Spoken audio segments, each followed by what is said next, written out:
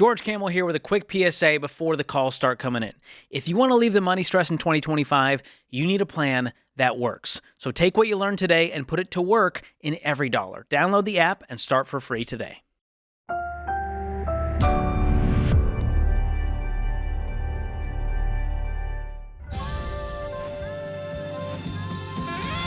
Normal is broke and common sense is weird. So we're here to help you transform your life from the Ramsey Network and the Fairwinds Credit Union Studio. This is The Ramsey Show. Alongside George Kamel, I'm Ken Coleman. We're thrilled to have you with us. The phone number to jump in on the conversation today is 888-825-5225. You ready to go, partner? I am ecstatic. I see you got your really fancy denim jacket on today. I saved the best for you. I appreciate you cleaning up. Let's go to Kathy in Texas. Kathy, how can we help? Hi, I'm 68 years old, and 6 months ago I got involved with an online investment group. I eventually borrowed $50,000 from my brother. He invested $110,000. I retired from my company. I took out all my 401k and pension. And last month they ghosted us and froze our accounts, and we lost it all. I lost $487,000. My brother lost the $50 I borrowed and the $110 he invested, and my brother would like his money. Oh boy! And I have a house that's paid off. I live in Texas, so I have a homestead on it. I have a $30,000 loan from American Express. So I'm wondering, do I file bankruptcy? I tried to get a reverse mortgage, but my husband died, so my house is not in good enough condition.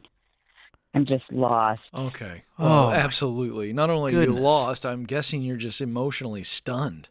You know, that's an unbelievable. Really. Yeah, and I'm so sorry. Is this scam still out there?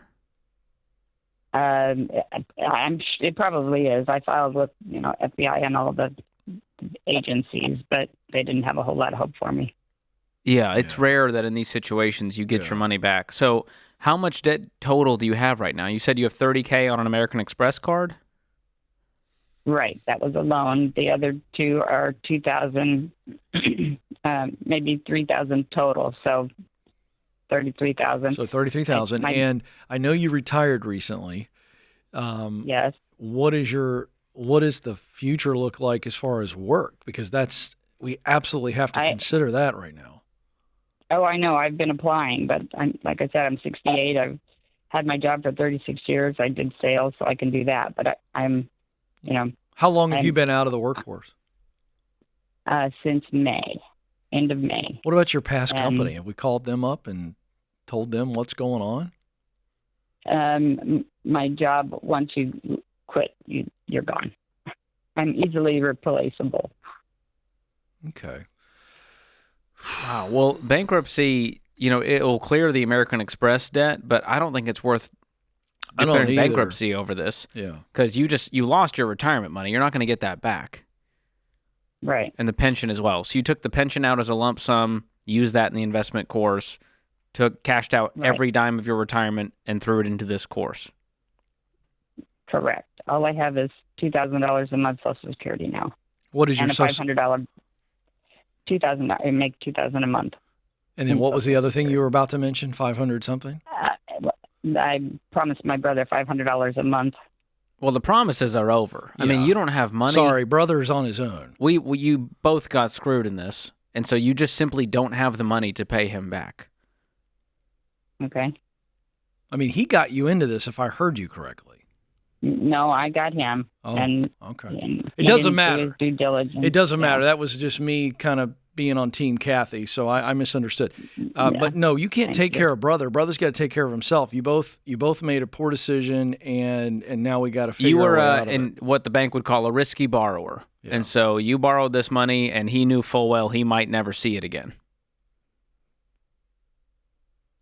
He had faith in me, and sure, and I've never disappointed him before. So I hope you can pay him back one day, but it's not today. You're not going to be making him payments because you got to put food on the table. Can you live off of $2,000 a month? My bills really are $800 a month, plus food, and then my homeowner's insurance and So all taxes in, what does it take to is run your house for a month? Include food, include HOA, every single little thing. yeah, pretty much 2,000. Okay. So you're just going to hopefully survive, and that's where getting a job is going to come into play. Listen, I'm going to tell you, I'm going to jump in real quick on the job thing because I think coming off of something this emotionally difficult, one of the best things you can do is get to work. Now, I understand that you have been applying, but I think you're going to have to take some opportunities that you wouldn't normally think about now. I mean, that's maybe Starbucks, Walmart, Target. I mean, you're functional, you're a former salesperson. We need income, and if we can get some benefits out of that. So, I mean, you're doing everything you can, and your number one goal right now is to tell everybody your story. Now, this is very difficult. I understand what I'm saying.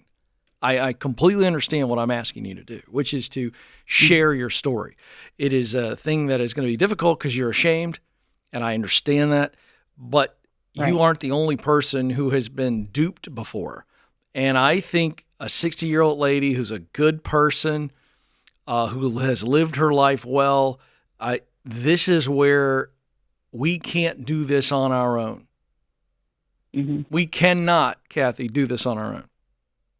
I mean, no advice that George and I will give you is going to alleviate that fact. This is the time to go, everybody I know, here's my story, here's what's going on, and this is what I got to do. And I think that there's nothing wrong with that because you need some kind souls to go, I'm going to help Kathy, and I'm going to give Kathy a job. That's what has to happen right now. What is your house worth? Probably $350 for a flipper. It's on paper that they. What do you mean for a flipper? You know, if somebody came in and wanted to flip it and make some quick money I'm saying on if you listed it on the MLS, on the market with a real estate agent, what could you get for it? Well, I asked and they said $375 to $425. Okay. So your house is worth about $400,000. I would keep it for now, try to stay afloat, try to get a job. And there's a worst case scenario here where 5 years from now, if you're out of options, you're unable to work for some reason, you could sell the house, downsize, and invest the difference to try to create a little bit of a nest egg. Well, that was why I was going to do the reverse mortgage route. No. But I mean, they will just screw you with all of the fees. You're going to lose all of the equity in your home. You know, it's a terrible, horrible financial product, and they prey on desperate people like our friend Kathy to try to get them into these. Yeah. Okay. Kathy, I'm going to ask a question to George on your behalf very quickly. Okay. George, I agree with what you said about the house, but I'm sitting here going, if I'm in her shoes at 68, I wonder if is it a feasible idea to not sell the house now and take the entire proceeds and get that back in the retirement accounts to try to grow over the next 5 years? As you said that, what are your thoughts? Yeah, I mean, that was my initial thought was, could we just liquidate the house, invest every penny of it, and live off of the growth? There is risk there because we don't know what the market's going to do. I don't want her to live off of it. We don't know how long it'll last. So that's why I want to see right now, can we create enough income and then use that, play that card later on down the road when necessary, instead of just going to that route and then not working at all. Right. That's my fear. So, Kathy, I'm so sorry you're going through this. I wish I had a magic wand and can just get these scammers to give you your money back. But the relationship with your brother, it's not going to be the same. The future you had, the retirement you dreamed of, it's not going to be the same. So you've got to grieve what was and just create a realistic picture of what comes next.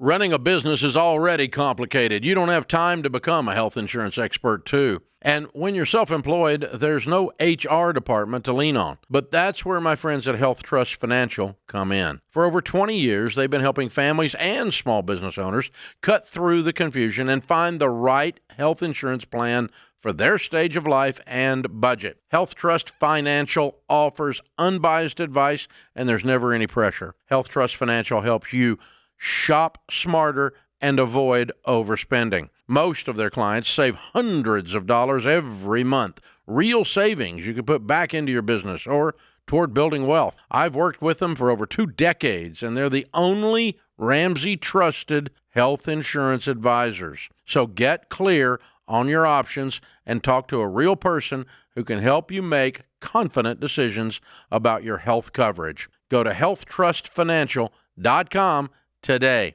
That's healthtrustfinancial.com. Welcome back to the Ramsey Show. I'm Ken Coleman. I'm alongside the one, the only, George Kamel. He's without comparison, folks. That's just all I'll say. Wow. And he is our resident money expert today. He'll help you figure out what to do with it. I'm going to help you earn more of it. How about that? So you got the guy who wants to help you make more money and the guy who tells you what to do with the money. That's quite a combo. Winning team. And I see you got one of your nicer jackets on today. It's a sportsman varsity jacket, I think is what they say. Is that what it's called? I don't know. I was hoping you could tell me. That's no varsity jacket. It's missing the leather sleeves and the letterman. Do you even know what it means to letter in a sport? I never made the team, Ken. I think that's pretty obvious. I know. No one is shocked by that at all. But we still love you, George. Thank you. And you are our coach today. So where's the whistle? Let's get you a whistle and a hat. I think whistles are obtrusive. Yeah, they might be. Jim is up next in Little Rock, Arkansas. Jim, how can we help today? Hi, how you doing? Yeah, I'm calling because our church is expanding. We're adding on to the building, taking out a loan.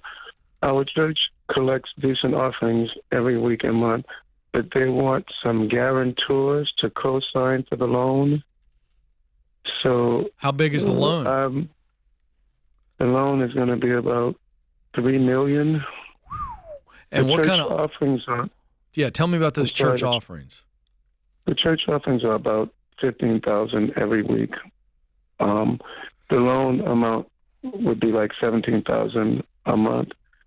But so they want you to take personal risk. Yeah. For a $3 million loan. A few of the members. They're asking a few. Are you on the leadership team? Yes, I am. Well, how do you feel about this? I'm not at peace about it. That's why I called, to be honest with you. We have some people that have done it. Yeah, I wouldn't do it. I wouldn't do it. I guess I'm just kind of shocked that they would ask that. I agree. That's a very uncomfortable position to put you in. The church should never have to ask individuals to be guarantors on that. If the church can't service that loan, I don't know what they're thinking. So, yeah, the reason they need the guarantor is because the lender doesn't believe the church has the finances to pay the loan. That should be red flag number one. Yeah. Waving in the wind. And number two, if I'm part of this church board, I'm going to say, what would it take to cash flow this through, a giving through the church? Who's driving this? Yeah. Who's driving this expansion idea? Is it the pastor? It's a combination, pastors and leaders. Yeah, but I mean, come on, who's the real cheerleader? You know the answer. Who is it? The pastor. Yeah, that's what I thought. Yeah, he needs to cool his jets. The answer is no. I wouldn't touch it with a 10-foot pole. And by the way, you felt that way before you called us. Yeah, I'm just calling for some confirmation, just to make sure. Your gut's right. This is listen, I come from the church world. I was raised in the church. My dad was a church planner. My dad didn't do what this pastor's doing, but I've seen it. Growth is exciting. Hey, we want to do this. We want to grow. And I believe the pastor's heart's in the right place, but he's got building fever. And it's an easy thing to happen. And it's just like anything else. He, as a pastor, is not immune from the idea of being tempted, to buy a bigger house, George, or to buy some land and build the dream home well before you're ready to do so. Yeah. He's not immune from that. And that's what this is. He shouldn't be putting pressure as a leader on people in the church to personally guarantee what the church needs to handle on their own. So that's for that reason, George, we're out. So there you go. Let's go to Morgan in Cleveland, Ohio. Morgan, how can we help? Hey, how's it going, guys? Good. How are you? I'm great. Thank you so much for taking my call. I recently experienced a pretty big increase in my income. I am a student, and I've moved from an hourly wage to kind of a higher salary, and I'm a bit overwhelmed about what to do with it and how to manage it responsibly. I was wondering if you have any advice for a student on, do I buy a house or invest, or I have no idea what to do. Wow, congrats. So what were you making and what do you make now? So I was making, the most I've ever made is about $20 an hour, and my new salary is $210,000 a year. Whoa. Wow. So you Hold on. 5x your income. You went from like 40 grand to 210. Tell us really quickly, in 20 seconds, what happened? I'm a law student, and I just got really, I got decent grades, and I landed a job. Nice. Good for you. So you've already taken the firm job. You got the big job. So this will be for next summer. So I'd be a summer associate, but after that, hopefully the plan is that they'd hire me back. I've pretty consistently, they hired those individuals back, and they train you over the summer. Okay. So I will receive this prorated, next summer. Okay, so it's a prorated. It's not like you've signed on and you're now going to be making $210,000 over the next 12 months. I will after I graduate, so that'll be in a year. Okay, gotcha. So it's locked in. Okay, gotcha. But you know this is coming, that potentially a year from now you'll 5x your income, and you're going, what do I do? Wow. Yes. Do you have any debt from law school? No, I was very fortunate to have a good scholarship. Wow. Good Well, for you you. worked your butt off for it. It wasn't luck.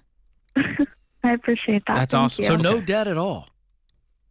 No debt at all. No car loan, no credit I card live in debt. an apartment. How much fun are you going to have You with just this? catapulted your future. Do you have anything in savings right now?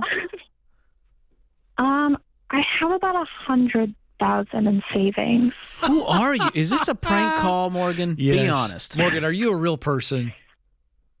I am actually. I wanted to thank you guys because my parents actually, I'm sure they would be shocked that I'm calling the show right now, but they listened to Dave Ramsey growing up, and the whole show, they went to his event. They wanted to thank him. Didn't get the opportunity, Wow. so I will Well, thank this him works. for them. But Way to go. The best thank you is raised me following well. the plan and living it out and changing your My family tree. And your parents have done that. You're doing that. Wow. $100,000 saved, Absolutely. no debt. They paid off their house, so they want to thank you as well. That was from them. Look at that. Incredible family. Okay, so if I'm in your shoes, my next goal would likely be to purchase a home once I have that stable, big income. So what does your living situation look like right now?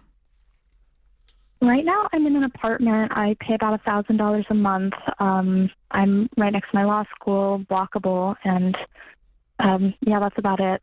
Is the firm in the same area where you're going to school now? It's not. I will have to move. I have a place rented out for the summer already that I've paid for next summer, but that's about $1,000 as well, $1,000 a month. George, what I was going to suggest here, and I'll stay out of the way here, let you keep going, but I wonder if she doesn't rent for at least 6 months, maybe 12 months. Once she lands in this new metropolitan area or wherever she's going to be. Even if you want to rent for 2 years and continue stacking up cash. Depending on how big a home she's going to get. Yeah, I don't know what your area is like, but I mean, how cool of a goal would it be to say, I'm going to keep living how I've been living, and this extra, $150,000, I'm going to just sock away into savings, and after 2 years, I'm going to have a few extra $100,000. Well, I think that's what I'm wondering is I know nothing about houses. I've never looked to buy a house. I don't know if that's a terrible idea or I should be investing and just keep living kind of frugally or... The good news is you can do wanna- both. So in the baby steps, you would be at baby steps 4, you could call it 3B, where you're saving up for the home down payment. And many people choose to invest that 15% into retirement from their income. And so you can do that now, depending on what retirement options you have through your employer. You could always open a Roth IRA and fully fund that through your income. And then as you make more, that 15% chunk gets larger. 15% of $200,000 is way more than 40. And so as you do that, you're going to continue to build wealth. Any money beyond that, let's stack away in a high-yield savings account and maybe get a house in the next 2 years. And maybe you could even pay cash.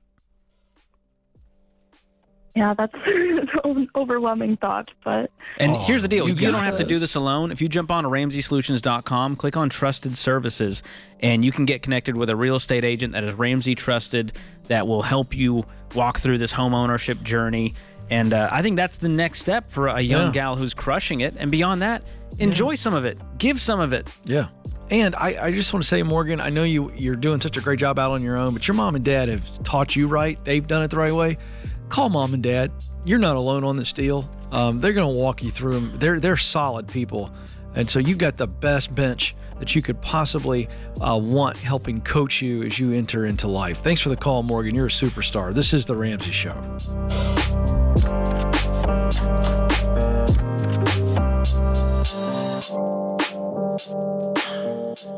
Finally, mortgage rates have dropped, and you know what that means? People who've been sitting on the sidelines are about to jump back in to the housing market.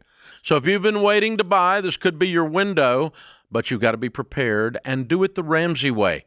You need to contact Churchill Mortgage. Their Home Buyer Edge program gives you peace of mind in a wild market. You can cap your rate for 90 days, so if rates go up, you're protected. If rates go down, Churchill will drop yours automatically. And get this, Churchill will even back your offer with a $10,000 seller guarantee. So if your loan falls through due to financing, the seller still gets paid. That's how confident Churchill is. Plus, when you shop as a Churchill certified home buyer, it's stronger than pre-approval. It makes you look like a cash buyer, which makes your offer rise to the top. So don't let this moment pass you by. Get ready now. Go to ChurchillMortgage.com to get started today. That's ChurchillMortgage.com. This is a paid advertisement. Homebuyer Edge and Seller Guarantee are available for qualifying borrowers and select loan types only, and not available in all states or locations. NMLS ID 1591. NMLSConsumerAccess.org. Equal Housing Lender.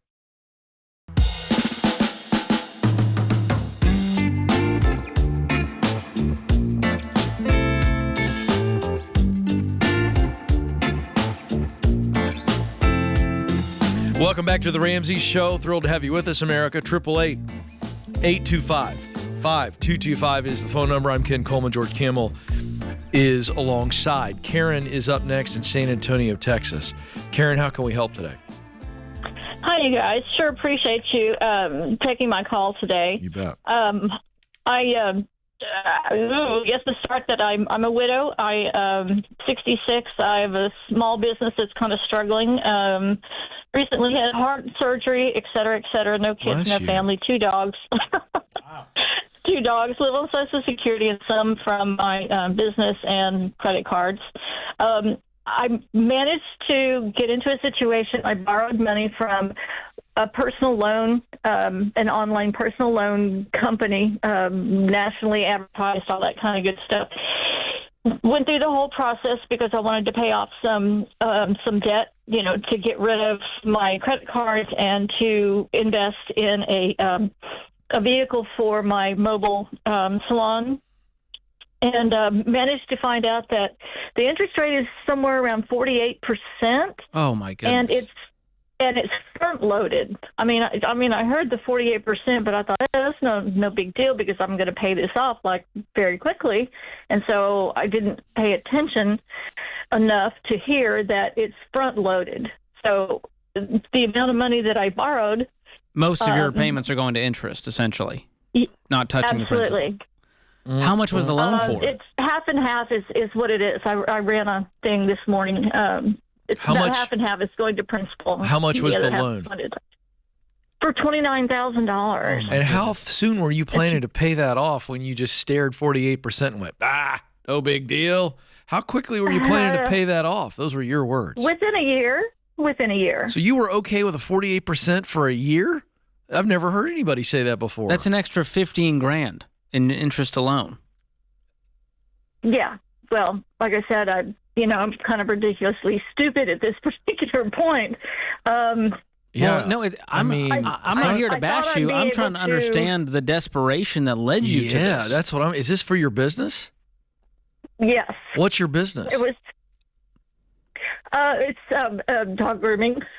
Why did you need $29,000 for a dog grooming business that's struggling? To go into the next phase and excuse me, didn't expect that. It's going into a mobile grooming situation with a very specified market that nobody's really tapping into at this point. And what is the market? Well, I don't really want to say it out loud on the show. Oh, okay. competition. Gotcha. Okay. You don't Well, want to give away your Shark Tank idea here. Okay. So, but- well, I hire mobile Sure, yeah, groomers, so so I'm that's just good. curious because I pay these people and I understand how the Right. business works. And but I've used a mobile groomer as well. So, but Right. but this was a The concept was a little bit different. It's a larger grooming situation where you have two people inside, and then we're situated in an area, a contracted area that we would be there for 3 or 4 days, and we would okay. Gotcha. You take kind of care park of a up, certain set up shop. population. so we're, Blah, blah, all blah, we're blah. the Yeah. only reason we're It's digging kind of is like a pop-up. got it. But the only reason we're digging on this is we're trying to figure out how we help you get out of it. So the question is, was the $29,000 for like a van or some type of vehicle, Or is it just the equipment? or was it Yeah. just other stuff? It was part of You're breaking up on us, and Karen. then part. I'm sorry. It was part for the vehicle, and then the other part for the conversion of the vehicle to the unit that I was trying to achieve. How much could you sell this thing for to someone else who does mobile grooming? I believe an easy 45,000 And what's your total debt that you owe? Everything but the mortgage. on the vehicle. No, Everything. just everything. All your Because debt. you said you had other debt and you took out this debt to try to pay off some other debt. So what is your total debt load right now?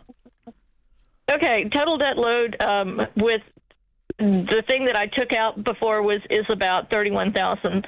Then I have $8,000 on Amex and about 8,000 on Citibank, and that's it as far as what I owe. And 4,000 on the RV that I bought to live in. So you're living in an RV right now. Yes, that's correct. I had a plan originally. We all have a Sold my plan house. until life punches us in the face. So how Yeah. how if we were to sell this, can you sustain yourself on just regular pet grooming, or do you have to be mobile? It's part of to continue on with the mobile business just because of the culture of employees and such since COVID. I have a standalone. I mean, I have a stick and mortar business also, but I was going to keep it in a small sense. Is that so profitable? That we still maintain. Is the brick and mortar business profitable? Right now, no. So here's what it and- sounds like. You're jumping from unprofitable to unprofitable to unprofitable, hoping to strike gold at some point. Yeah. And instead, you just keep digging a hole by maxing out these cards and jumping to another piece of debt to try to cover the other debt. And so we're trying to stop you from playing the shell game. And number one, create a profitable business, and two, get out of debt. And that might mean a clean slate where you get rid of this mobile grooming truck, you sell it, sell the RV, you rent for a while, get rid of all your debt, create a foundation, and then start slow and with cash. Yeah, and to that end, Karen, we're trying to solve for you here. Could you make similar money just grooming for somebody else? Just somebody else who's got a business and they're looking for a solid person like you. You're not going to flake on them. You've got the skill set. Can you make the same amount of money working for somebody else as a groomer? If I was able to work full time and work as hard as I used to, yes. Like I mentioned before, I'm 66, and I had. Sure. Well, I what have are you a making from pacemaker this? And a stent. What is your And I'm- yearly income from all of this after all of your expenses? Barely anything because Yeah, everything I have goes. That's what I'm back saying. into You could go work a business. retail job and not break your back doing this, I and instead agree. get out of this completely. And what about 20 hours? Like just work part-time. They need groomers. You're a dream Yeah, I know. for I'm somebody. trying to find one. I know, but Karen, listen, we want you to sell all this stuff and you got Social Security coming in, work 20, 30 hours, do whatever you can, but selling the RV and selling this van gets a I whole don't lot have of the money. van yet. That's why I borrowed the money to. So where's the money right now? Well, I was afraid to spend it once I figured out how much it was going to cost me. So I've kept it and just let it pay itself. Wait, so And the then- Sitting in a money's- bank. Can you just go ahead and pay off the Yeah. loan then? I could, but it would Yes. take pretty much everything that I Good. had. It better than paying $15,000 in interest that you don't have. Yes, Karen, this is get out of jail here. This is get out of jail I thought the card. damage was done, and Me you already too. bought the van and did the renovations. But if you have the money sitting there, No, it's not even there yet. Hit the rewind button. the bank gave you $31,000 at 48% interest, That's it. Rewind this and you whole have the deal. $31,000. Do it. I'm sorry for the sound Pay it effects. off. No, but it's I great, mean, actually. I like that. Really? Karen, hit the rewind button and get out of this deal. Go work for a local groomer who is going to be thrilled to have a 66-year-old experienced, non-flaky Gen Z groomer. And they're going to pay you well, and you get some breathing room. Am I right, George? Absolutely. And what's the RV worth? You owe $4,000 on it. What could you sell it for? No, I owe $40,000 on it. Oh, my goodness. And what I could sell it for is about between 35 and 40. Do it. It's a 24. Okay. Do And it. where the hell am I going to live? Rent somewhere. Over some old lady's garage. Because she needs some companionship and she wants somebody who can. I'm telling you, where there's a will, there's a way. What's your payment on the RV? $441. Okay, take your Yeah. $441 that you'll save There's by your getting rid rent. of that, plus your Social Security, plus your part-time hours, and you can afford rent somewhere. You might need it, to. There's like, do some what Ken gold. said. I guarantee you, there's some golden girls in your community that would love to have a roommate. I mean, you gotta look, you gotta find it. You gotta happen to life, Karen. And we've been talking to a lady who life has been happening to her. You gotta flip the script here. We told you exactly what to do. This is doable, but you gotta do it. Change your life. This is the Ramsey Show.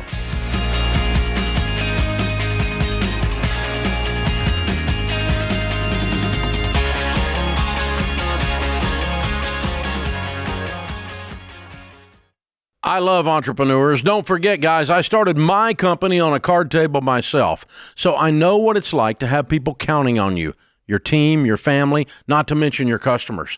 And when you're the one signing the paychecks, you can't afford to fly blind.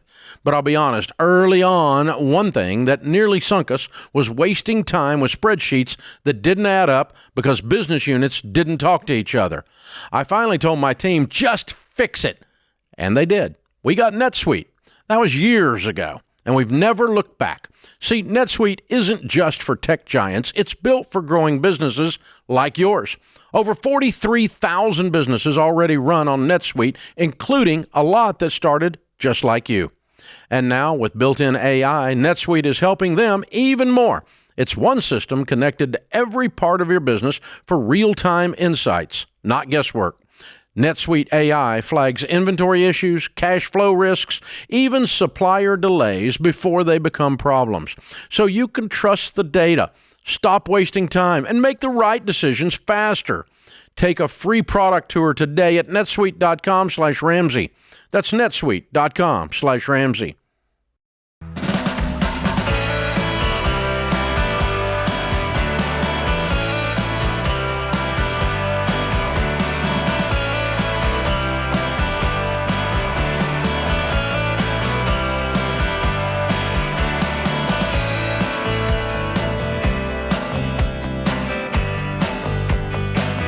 Welcome back to the Ramsey Show. I'm Ken Coleman. George Kamel joins me. This hour, the phone number is 888-825-5225. You got a question about your money? Come on. You got a question about not making enough money. You want to make more. I'm here to help on that. George's going to coach you up on your budget, how to keep it.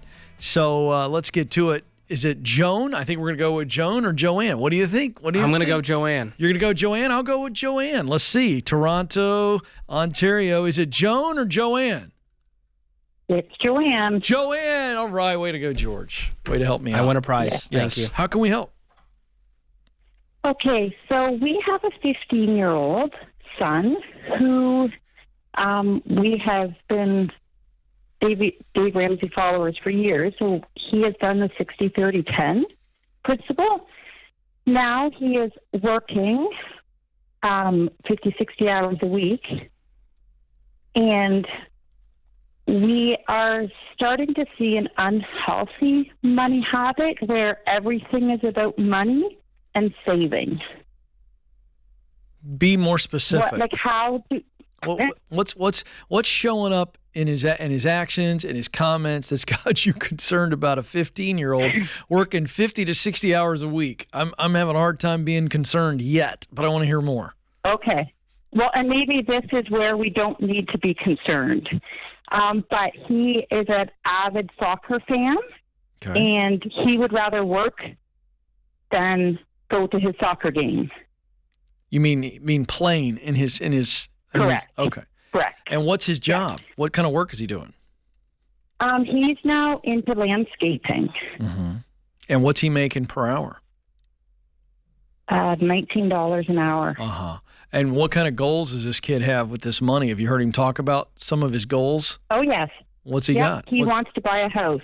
Uh-huh. And why does he want to buy a house? He wants to buy a house when he's 20. Mm-hmm. And yes, in Canada, in our area, you don't get much of a house for $400,000. Right. And what is he saying about his future besides buying a house? Is he saying anything about a professional future, things that he may want to do one day? He does, he's leaning towards running his own landscaping company. Okay, there's your answer. But when it comes to college, it is off the table. He doesn't even want to think about it because he can make money instead. Fantastic. Well, he's making $4,500 a month at 15 years old. What does he need college for? I couldn't be happier, Joanne. You have nothing to be concerned about at all. You have a 15-year-old who has discovered the value of working his butt off and stacking cash, and he's thinking 5 years ahead on a house. He's thinking probably 7 to 10 years ahead on owning his own landscaping company, and he's going, I'm never going to play in the MLS, and I'm probably not going to make the Canadian World Cup team. So maybe I'll just skip my soccer game and take care of my future. I wouldn't be concerned if I were you, Joanne. I'd be throwing a party. Okay.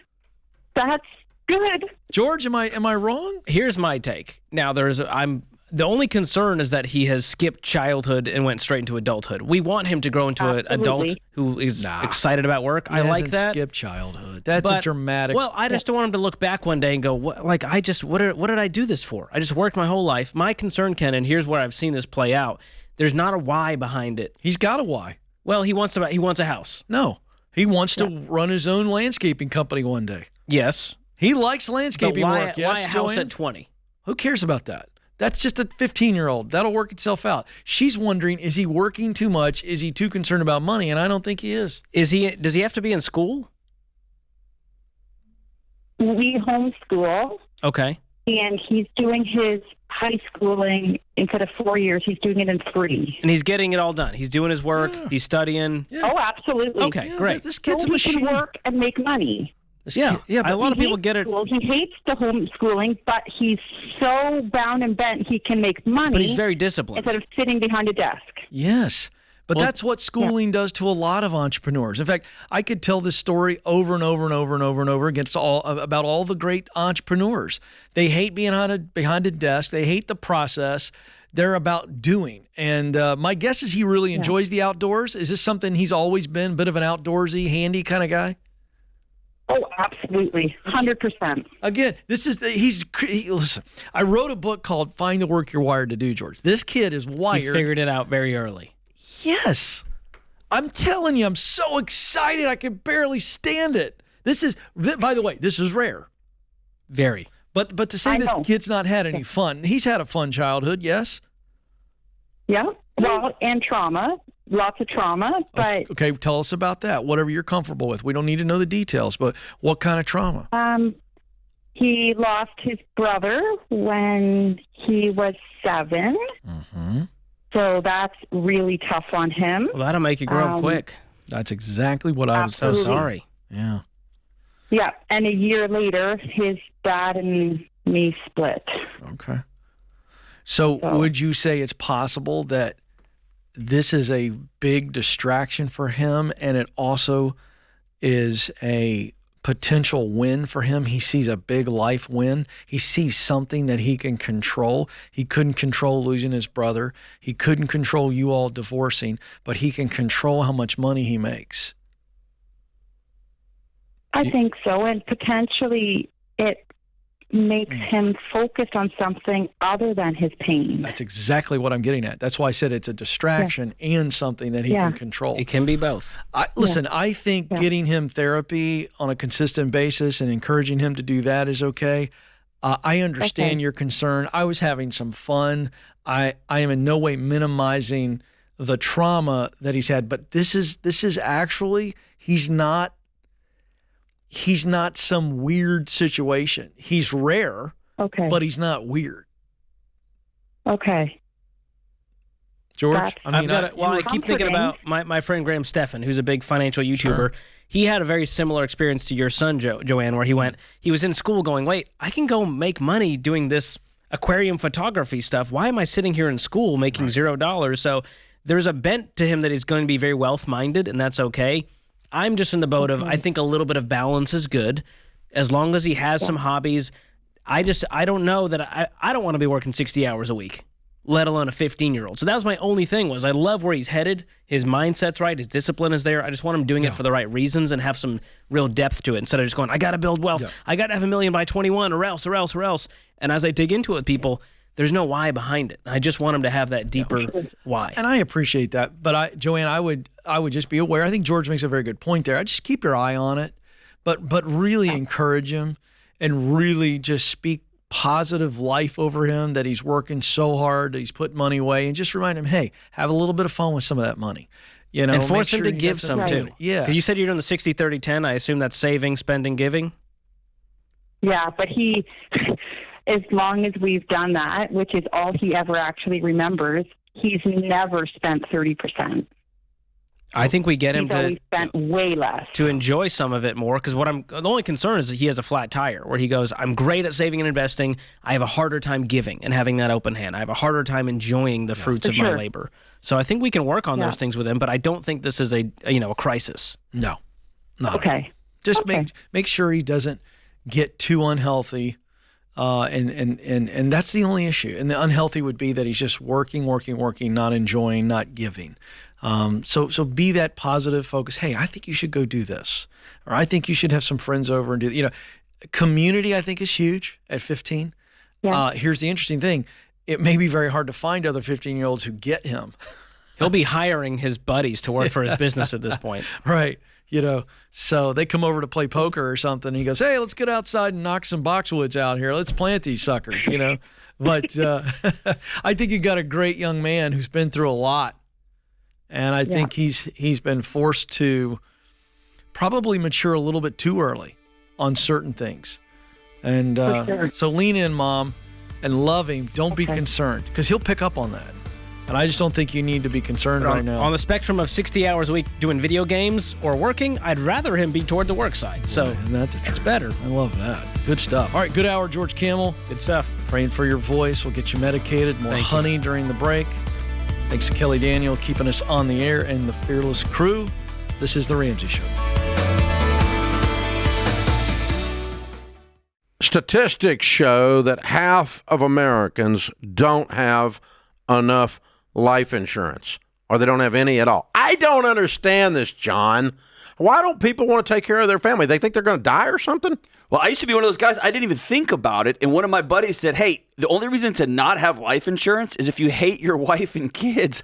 And I immediately went and got term life insurance. That's a gut punch. And, you're telling me, and for decades, Dave, I've sat across people who've lost a spouse. They've lost somebody important to them. Me too. They don't know what to do next. Me too. I mean, you're going to have a crisis here.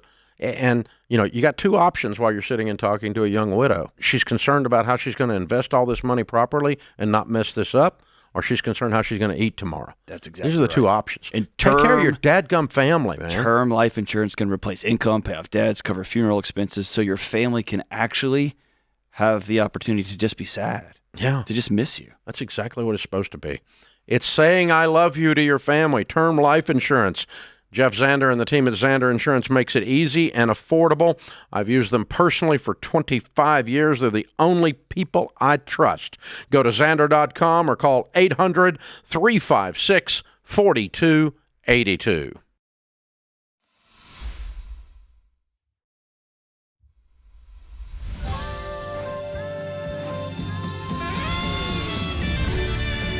Welcome back to The Ramsey Show, coming to you from the Fairwinds Credit Union studio.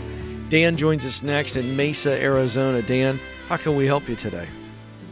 Yes, sir. Thank you for taking the call. I've been suffering in poverty for all my life, pretty much, and I have a plan, and there's some details around that, but that's my question. Okay, tell us How more. do I get out of this poverty? Am I on the right track, and what can I do Well, better? okay, let's start with where you are. What is your income? Right now, I have income of about $1,400 with Social Security disability, and I have a part-time labor job for about $100 a week. My income last year on taxes was about just under $21K, which is impossible to live on, of course. Yeah. Now, I'm curious about the disability because you're working part-time. What is the part-time job? The part-time job is working at the grocery store as a courtesy clerk, bagging groceries, lifting water, pushing old lady carts out for them. I try to make people feel good and have a blessing. I'm the last face they see before they walk out. Dan, you're a good man. What is your disability, and how does it limit you from working more? Well, it's like psychiatric. I've had deep trauma in childhood. And I've been in recovery from alcoholism for 28 years, coming up December 4th. But there's a lot of these underlying issues and problems which have really prevented me from thinking clearly about money, making clear, good choices, and making bad decisions like that. So the disability is I can't really function that good in a workplace, and a lot of depression and personality problems. But well, how are you doing at the grocery store? Well, I do excellent at the grocery store. And why do you think that is? Because I started doing a special therapy for trauma called EMDR in March. Yeah. And it took me from staring at the wall for a year and a half to working, feeling good, and I took a training and got a certificate in Google Data Analytics from March until now. Way to go. So I'm looking to up-level. I'm trying to up-level, but the thing is, I get to get off Social Security for the first time since 2000, which is somewhat terrifying. I think that's the root of this. I do too. And Dan, I want to tell you, keep at it. And I would ask your therapist, get a professional opinion on whether or not she or he feels like you can go to full-time work. Let's take some baby steps to this, and let's move into, if we can, full-time at the grocery store, because you're psychologically safe there right now. Sounds like. Well, the problem, I can't do full-time at the grocery store, which is a complex thing about the way they do their positions. I tried that in March, which didn't turn out. So that's what made me turn back towards tech, because I went to graduate school for research methods in the 90s. Great. And I've got all the statistical background, and now we've got all this new technology, AI coming, data analytics is hot. I'm all for you going full blast on the technology side, but what I was suggesting is that might take a little bit of time to get that job, and you're already in recovery, and you're doing some work, and so I think getting some wins here is super important. You would agree with that, correct? Not just financial wins, but psychological, mental, and emotional wins. So here's where I'm going. Dan, I would have never guessed, nor would anybody in this vast audience would have ever guessed the trauma. We still don't know. It's none of our business. But we wouldn't have guessed any of that based on how you described how you treat people and what you do at the grocery store. So I'm going to tell you something, man. I wish I could reach through the phone and give you a hug and say that I think you're stronger than you think you are. And I just, as a stranger who's heard thousands upon thousands of calls, I heard a man who is full of joy. And not only full of joy, but like gives joy. I got goosebumps when you described you want to be the last face they see as they go to their car. I mean, there's a guy who's been through so much pain and has made it through just enough to be able to give joy when you've had very little joy. So there's my locker room speech, Dan, but here's where I'm going.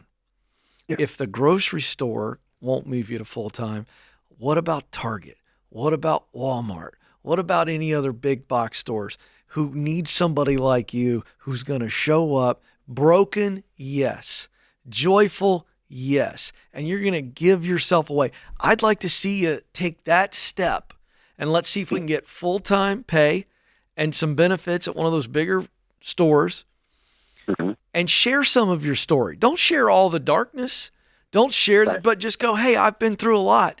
I'm 28 years sober. I hear that from somebody and I go, Rock on, baby. I have mad respect for you, Dan. So I want you to carry that. And let's see if we can get to one of those roles, get more income in, and get off of Social Security while we are making the inroads and connecting. And I'm going to give you my book, The Proximity Principle, as my gift to help you make connections to get into technology. Now, that's my little speech, but I meant every word of it. And I think appreciate you. That was amazing. Well, that really helps me a lot. You're amazing. In my heart. Well, good. Because I think your head and your heart need to get on the same page. Yes, sir. You've lost trust in Dan, and we're telling you he's worth trusting in again. It's worth betting on yourself. I stand with Dan. I'd call every store in Mesa, and I'd vouch for you. Because there's nobody among us today that doesn't have some brokenness. So I think you're going to have to step up a ladder on this, George. Yeah, the way out of this is income. And the good news is if you make so much working that you lose SSDI, good. That's great. That's exactly what you wanted, isn't it? Because that's the only path out of this is making enough that you can lose it and not miss it. George. And cover your bills. George, take 2 minutes and walk him through step by step. Let's assume he's gotten that money now. Walk him through setting up a budget and trusting himself that he doesn't need Social Security. Yeah, right now you're going, well, budget what money? You don't don't have enough coming in. But once you have $3,000-$4,000 coming in and your expenses stay where they are, I'm assuming $2,000 a month. How much are you living off of right now? $1,800. So can you imagine having an extra $1,000 or $2,000 left over after your bills are covered? What kind of life that could provide for you, your ability to save, to invest, to give, because I can tell you're a generous guy who has a heart for that. Yeah. It's going to change everything. So you list out your income, you list out your expenses, and the good news, there's going to be money left over when you believe in yourself and go, I'm going to do the kind of work that I was made to do. And I don't think you're passionate about groceries. You're passionate about serving people. Yep. And that could be through analytics. That could be at Target. It doesn't matter. The key is you're worth more than $100 a week. Can we agree on that? Yes, sir. Dan, I'm going to tell you, those tears are not a sign of weakness, man. Well, these jobs, they start at $100K, these jobs. Yeah. I've been on disability since 2000. If I got a $6,000 take-home check, I'd be on my knees. I'd be walking around. No, let me tell you what you're going to do. You're going to to get yourself a ticket, and you're going to come to Nashville, and you're going to wait to meet George and I in the lobby. We're going to come out, and we're going to give you a big bear hug, and we're going to have the whole lobby just cheer. Dan, Dan, Dan, Dan. Let me tell you something. The Dan we're talking to today, who's here today and made the call today, has got enough strength to be the Dan that you want to be. You better believe that, my man. Hang on the line. We're going to get you the proximity principle. That is your homework assignment to get that $100,000 a year job.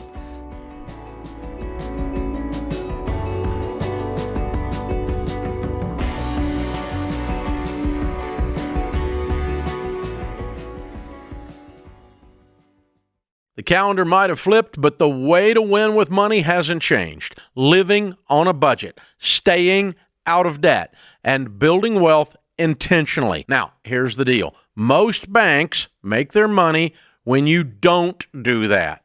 They're fine if you stay broke and frustrated. And that's why I recommend Fair Winds Credit Union. They actually want you to win with money. Their Smart Bundle gives you a no-fee checking account, a high-yield savings account, and the new Ramsey Be Weird debit card that says, debt is normal, be weird, right on the front. It's not just a card, it's a statement, because every time you use it, it says you control your money. Your money doesn't control you. So this year, stick to your plan, don't chase gimmicks or points, and partner with a credit union that helps you make progress in the baby steps. Visit fairwinds.org/Ramsey to take control of your money and stay weird. Fairwinds is federally insured by the NCUA.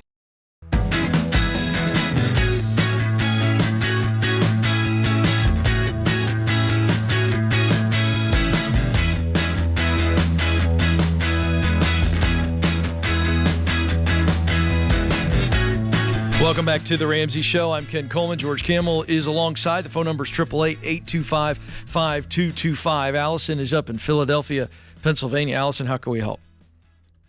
Hi, good afternoon, guys. Thanks for taking my call. I just want to give a little background of what I'm asking about. I'm dating my boyfriend just under 2 years, and we have definitely talked about the future together.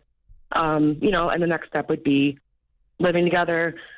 We feel rent is just a waste of money. We like to buy a house. Neither of us are in the financial state to buy a house.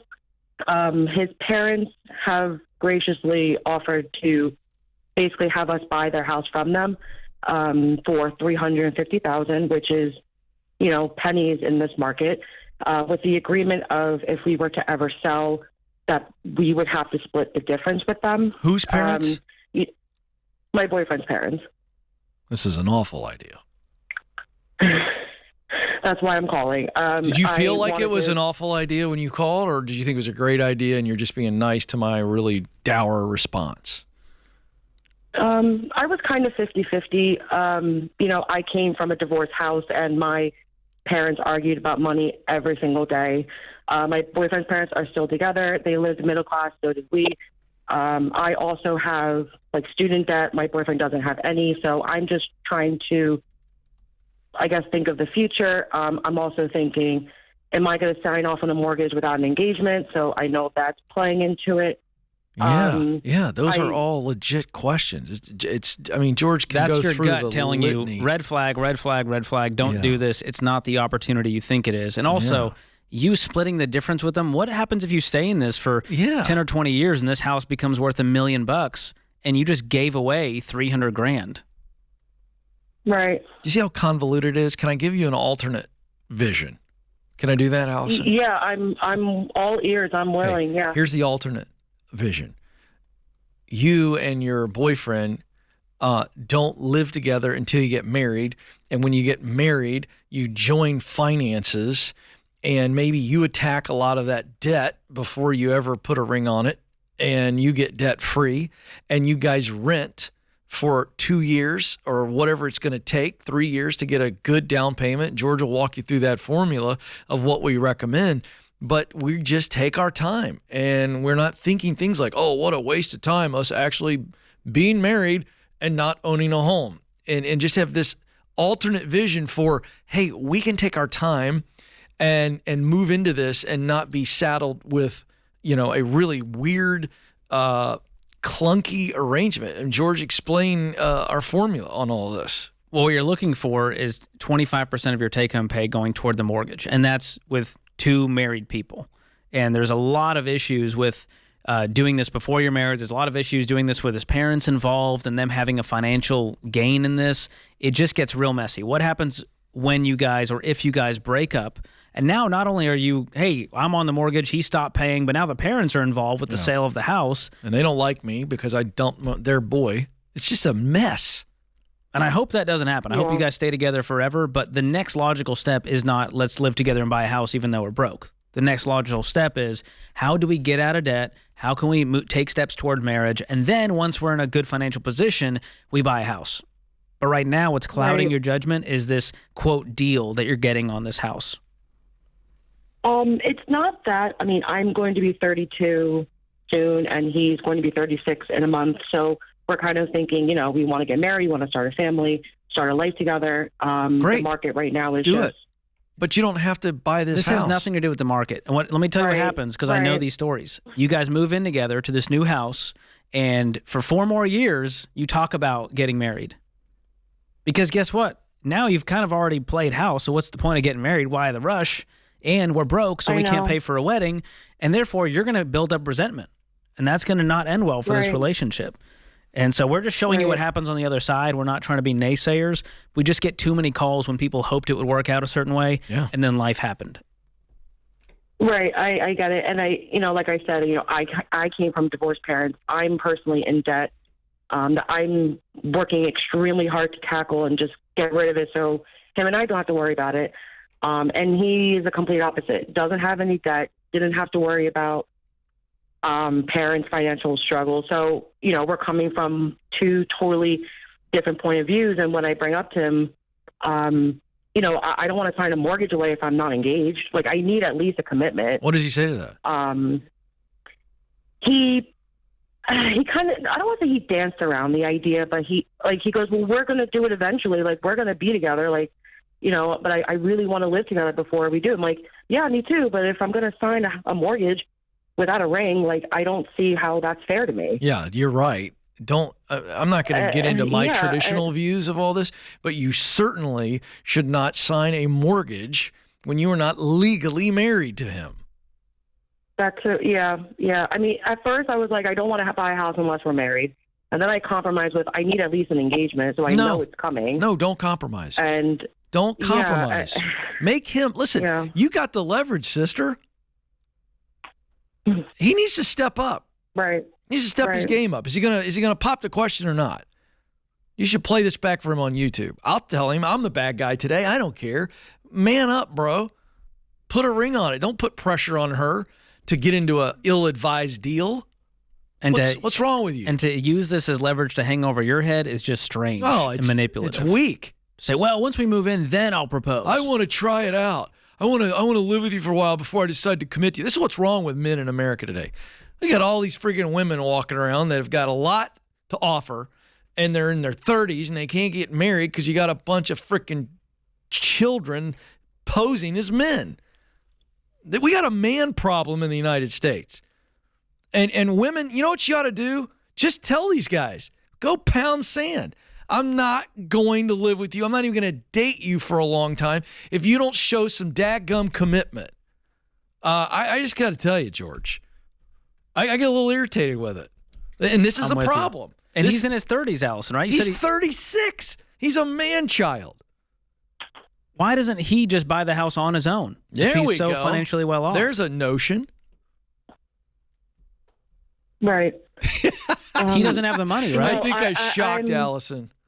I do, I need to say, like, he has been I know this is probably sound contradictory, but he has been, like, the most amazing partner I could have ever asked for.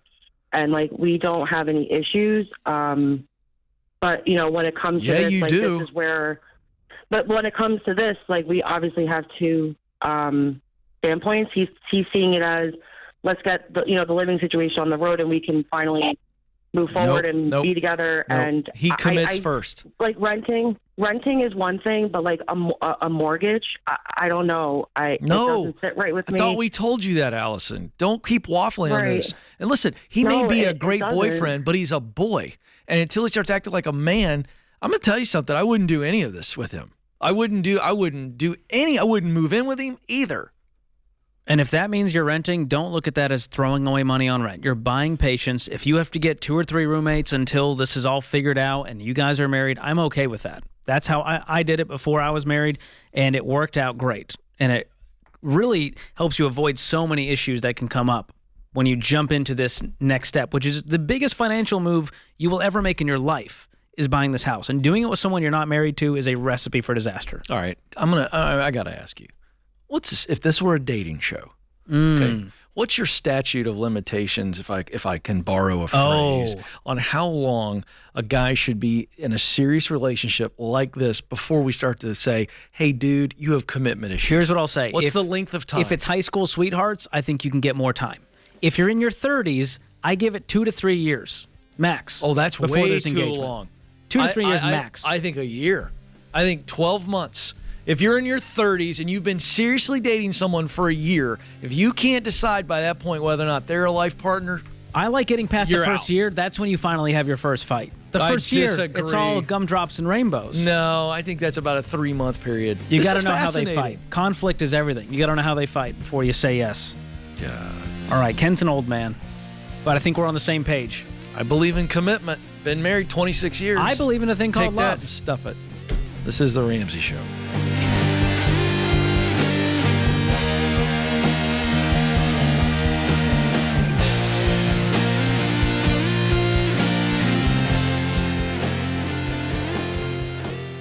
If you've got collectors breathing down your neck and you're drowning in credit card debt, you don't need another debt relief company trying to sell you sunshine and unicorns.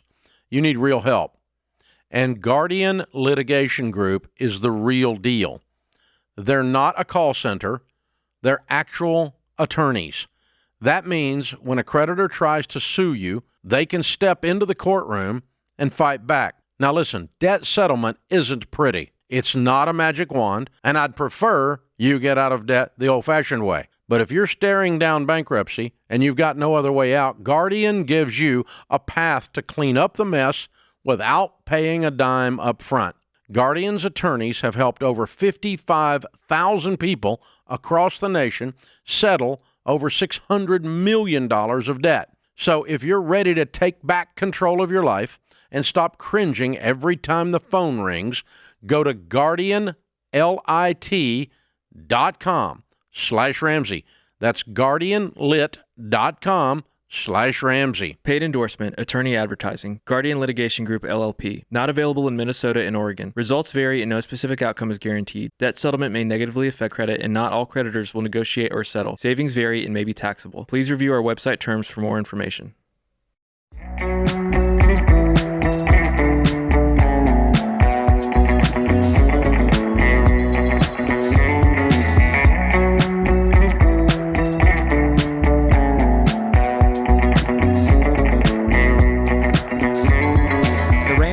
Question of the day is brought to you by YRefi. If you're ready to stop drowning in private student loan debt, YRefi throws you a rope. Talk to YRefi to see if refinancing your defaulted loans with a low fixed rate is an option for you. Visit YRefi.com/Ramsey. That's the letter Y, REFY.com/Ramsey. May not be available in all states. Our question today is from Marco in Arkansas. I'm in... Sorry, had to do it. I like that. Didn't we just meet a family from Texarkana, Arkansas? We did. In the lobby? Oh, there they are right there. Very nice. Marco says, I'm in baby step 2 with $10,000 left to pay off. I'm ready to go all in by working 2 full-time jobs until I get through baby step 3. I'm worried that my kids will be affected by dad not being around as much. Should I go through this to benefit us in the long run, or am I going to cause damage to my children and potentially my spouse? Even though she's on board with my plan, I make about $100,000 at my current job. What? You're not going to damage your children. They probably aren't even old enough to know that you're around. You know, it kind of goes like this. So I'm on the other end of the spectrum of George. George is just getting started. And I'm like I see empty nesting. It's in your near future. It's there. It's another millennia for me. Boy, oh boy, am I excited about it. I love my kids, but I got to tell you, it looks nice. Anyway, point is that I feel like there's a season where the kids, they have no concept of time. You know what I mean? They're babies, so they don't even know what's going on. Then they're toddlers, can't appreciate what's going on. Then they're like elementary, they're fine. You know, they're fine. And then you got this like maybe second, third grade, they start being aware mom and dad aren't around, whatever. And then they become middle schoolers and you don't want to be around them. And then they become teenagers and they don't want to be around you. So I just want to give some perspective here as a guy who's in this. Marco, you're going to be fine. It is definitely, if they got to see a little bit less of dad for a season, as long as they understand why to the ability that they can understand. If they can't understand it, it doesn't matter. If they can, I think they're really going to appreciate it. They'll get it, and everything's going to be okay. Yeah. And based on his language here, he's saying, I'm ready to go all in. It sounds like this has been stressing him out, and he's wanting to get rid of it fast. Yeah. And here's the thing. A stressed dad, a stressed mom is not a present dad. Yeah, the kids feel that. They feel it. And so I'd rather you not be around them if you're like a live wire because you're so stressed out about your money. Yep. I'd rather you be at work working to clean this mess up. And the other thing is the math ain't mathin' for me. You got $10,000 to pay off. You make $100,000 at your current job without the 2 full-time. Why is it going to take you so long that you think you're going to cause trauma to your kids? How are you going to be doing this for 3 years? I think you could clean it up with the current income if you just got your expenses down. Yep. You can get out of $10,000 of debt and save up another $25,000 pretty quickly, making 6 figures. So I don't know that your plan is necessary. I would like to see what we can do on the expenses side before we go to up the income. But either way, if this is a short period, like 6 months to go hard at this, your kids will be like, wait, what? What happened when I was 2? I don't have any recollection. Not ringing a bell. Yeah. So I wouldn't worry about it. But way to go, Marco, for being willing to go all in and having a spouse that's on board. That's a good sign. Sarah is in Boston up next. What's going on, Sarah? Hi, George. Hi, Ken. Thank you so much for taking my call. Sure. So sadly, last month, my mother-in-law passed away, Sorry. and she left. Thank you. She left 2 paid-off properties to my husband and his 2 sisters, and the siblings have agreed to sell the primary residence. But my husband wants to keep the other home. It's a small cottage on Cape Cod, and he plans to use his share of the primary home sale to buy out his sisters. Cool. Yeah, but my dilemma is, emotionally, my heart and my husband want to keep this Cape house, but my logical side says that we should probably sell both properties to pay off our mortgage faster and then become completely debt-free. What is so I really faster? just wanted to get your advice. Yeah, thanks for the call. So faster. Give us a real specific idea here. In other words, if you don't sell these homes and put it all on your mortgage, when do you anticipate paying off your primary home? So we only bought it about 2 years ago. So we're looking at another 13 years or so, hopefully quicker. But That's if you put we nothing thought that- extra toward the principal, though. Right. Yes, exactly. What's your income? We make around $310,000 a year. What's on the mortgage? What's left? $560. Okay. So I'm trying to find a compromise here, and I think I have one. What if we keep the cottage, but we agree to a plan to then pay off this home more aggressively? I'm surprised by that plan, but I think that sounds Why are you good. I think Why are you surprised? I thought we were going to be told to sell everything and pay off our primary. Well, you're not in any kind of dire situation. You're not broke. We're you make not. $300,000. You guys are killing it. This is really an Thank you. inheritance that he's just sort of rearranging. And here's Right. I loved George and I, of course. This is all live. I didn't know what he was going to say. Usually I disagree with Ken, and I'm the more aggressive one, and Yeah. I'm actually pretty relaxed now. I couldn't agree more with George. I and want to I'll- be in this cottage in Cape Cod. I do too. That was the first thing. We're I was looking for like, an invite. a cottage in Cape Cod doesn't come along very often. Was A, B. Right.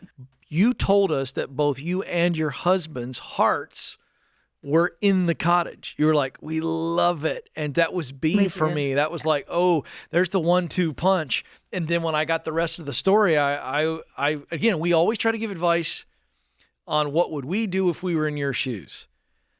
And that's what I would do. I would keep this cottage and have fun with it, make memories. It's an asset.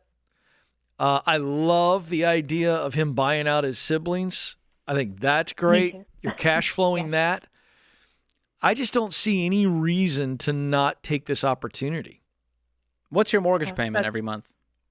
It's around $4,000. Okay, so making $310,000, amazing income. Mm-hmm. Could we throw another $4,000 or $5,000 a month at this? Could we just double it? We could definitely take a look and get there. I think if we looked at the budget and sit down with your husband and go, okay, here's the deal. I called the Ramsey show. Here's what they said. We get to keep the cottage, but we pay off this house in 6 years. Yeah, I think he would be completely on board. He's going to be thrilled. I'm going to throw a possibility that, again, I wouldn't do. So I want to say that I wouldn't do this, and you'll understand. Mm-hmm. But you could do it. You guys could. If you own that cottage free and clear now, you're not going to be up there vacationing all the time. You could rent that and take that income and put it into the primary home and really speed this up. In other words, this is way low, but let's say you cleared $50,000 on that cottage from renting it, and you put that towards your primary home just in 1 year. I mean, that's a pretty big chunk. I would consider that. I don't think we you have to do it. considered that. Yeah, we've considered renting because realistically, we'll probably You only hate be that? there No, I 3 don't to hate 4 it. weeks. Again, Yeah. it's something I would want it to keep it as mine, and I I don't would want people too. ruining my rental. Right. But if you guys feel good about Right. it, there's nothing. You're not violating any principles, and it could be a right. wise thing to do if you can make money off of it, and it's paid for. So you're not trying to like arbitrage and well, they're paying the mortgage for us. You're covering the expenses Right. just fine. So The only other thing I would add to that is George and I would like the option of having a friends and family discount on said cottage. Yes, We have done that in the past, for sure. There was a lot of hesitation there for the I don't Camel know if Coleman. I think she thought I was serious. I was kidding. I would never do that. I'm just a joke. It was a bad joke. Yeah, we're not going to pay full price. Y'all are invited anytime. Come on down. No, I love it. I love this plan, and I think I do too. Go use our mortgage payoff calculator at RamseySolutions.com and start to have some fun and dream with your husband and go, okay, if we did an extra $4,000 a month, we doubled the payment, we could pay it off in like 6 years. Yeah. And likely what happens is you pay it off in 4 or 5 because you guys are so focused with one singular goal. And I think that's the key here. You be in agreement about every single decision. And find some compromise. That's okay. Your husband's going to be thrilled. I'd get him some turtlenecks, maybe some chowder.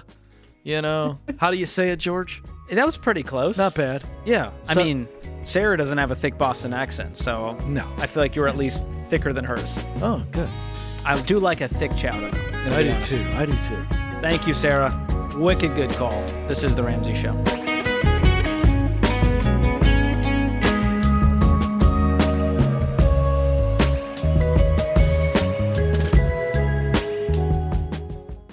We all want peace. Peace with our money, our homes, our schedules, but having peace online is important too. Most of the time when you sign up for a coupon, enter a giveaway, or click yes to another email list, your personal info, like your name, your phone number, your address, gets collected and sold by data brokers. And before you know it, your inbox is overflowing, your phone's full of spam calls, and your data's floating around who knows where. That is why I love what Delete Me does. Their team of privacy experts finds your personal info on those creepy data broker sites, gets it removed, and keeps it off. It is simple, it's safe, and it gives you more peace of mind. That means fewer spam calls, fewer scams, and way less digital chaos. You have worked so hard to find peace with your money. Now it's time to find peace with your digital life. Start protecting your privacy and your peace today. Go to joindeleteme.com/Ramsey for 20% off an annual plan. That's joindeleteme.com/Ramsey.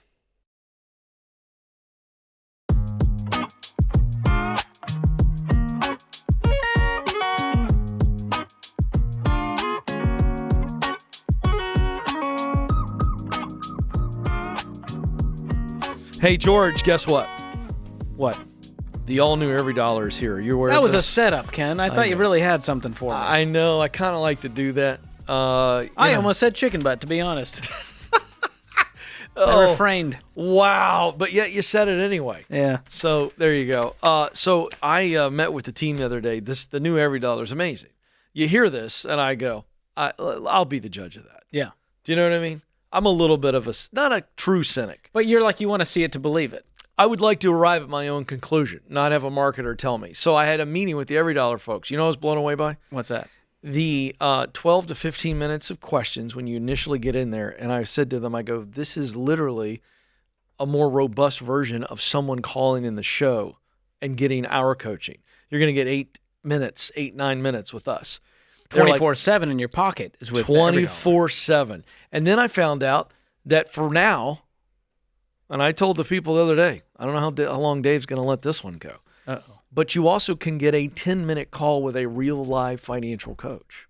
That's right. Yeah. In addition to the articles, here's what you need to do. So I'm just telling you, when I say it's no longer a budgeting app, I mean it. It really is. Yeah, the group so coaching, the personal coaching, that's some of the best features It's in a there. digital financial coach that, oh, by the way, has a phenomenal budgeting functionality to it. That's my take. What do you say? I actually just came from a lunch with those guys, and they were showing me what you they're did? working on. Oh, Mind blown. boy. Oh, boy. The functionality, we're moving just past it being budgeting and more like, how do we track all the pieces of your financial life so you get a real holistic picture and you know what to do next?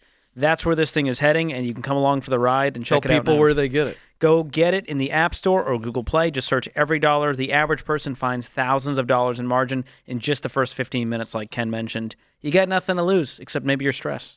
Oh, well played. I see like what you that? did there. Adam is up in Dallas, Texas. Adam, how can we help? Hi, how are you guys doing? Thanks for taking my call. We're doing great. What's going on with you? So my wife is an avid listener to your show. Oh, of course she is. You married a good woman. Tell her we said thank you. I did. All right. I did. I will. I honestly, just being honest, I don't listen to it very much unless she's in the car with me. But I have. Okay, let's put Adam on hold. Who's next? Who do we have next? I'm kidding, Adam. I'm kidding. Go ahead. But I have listened to the Audible book, Money Makeover. And let me just say, 95% of the things in there I 100% agree with. It's preaching to the choir. But there's one thing that you guys preach that my wife agrees with, and I don't. Oh, I love it. What is it? That is paying off your mortgage. Oh, and I'll give you a little backstory. What a silly idea. Right? No. So we have a $327,478.50 mortgage right now with a 3.625 interest rate. And I have been very adamantly against paying that off for the last several years because if we invest our money very conservatively, very safely, high-yield savings account, money market account, it's been at 4.5% to 5% for the last several years. Just recently, it got down to 3.8. And my question to you is why, why would I pay off my mortgage when I can make more having it in conservative, basically guaranteed money versus at 3.8 versus, getting back 3.625 by paying it off? Adam, would you believe 2,200 a year? Right. Now, would you believe you're the first person to ever hit us with that? I figured I wasn't, but again, Here's the question, Adam. You are not the first person. You are correct, sir. George, tell him why. Do you have $327,000 sitting in that savings account?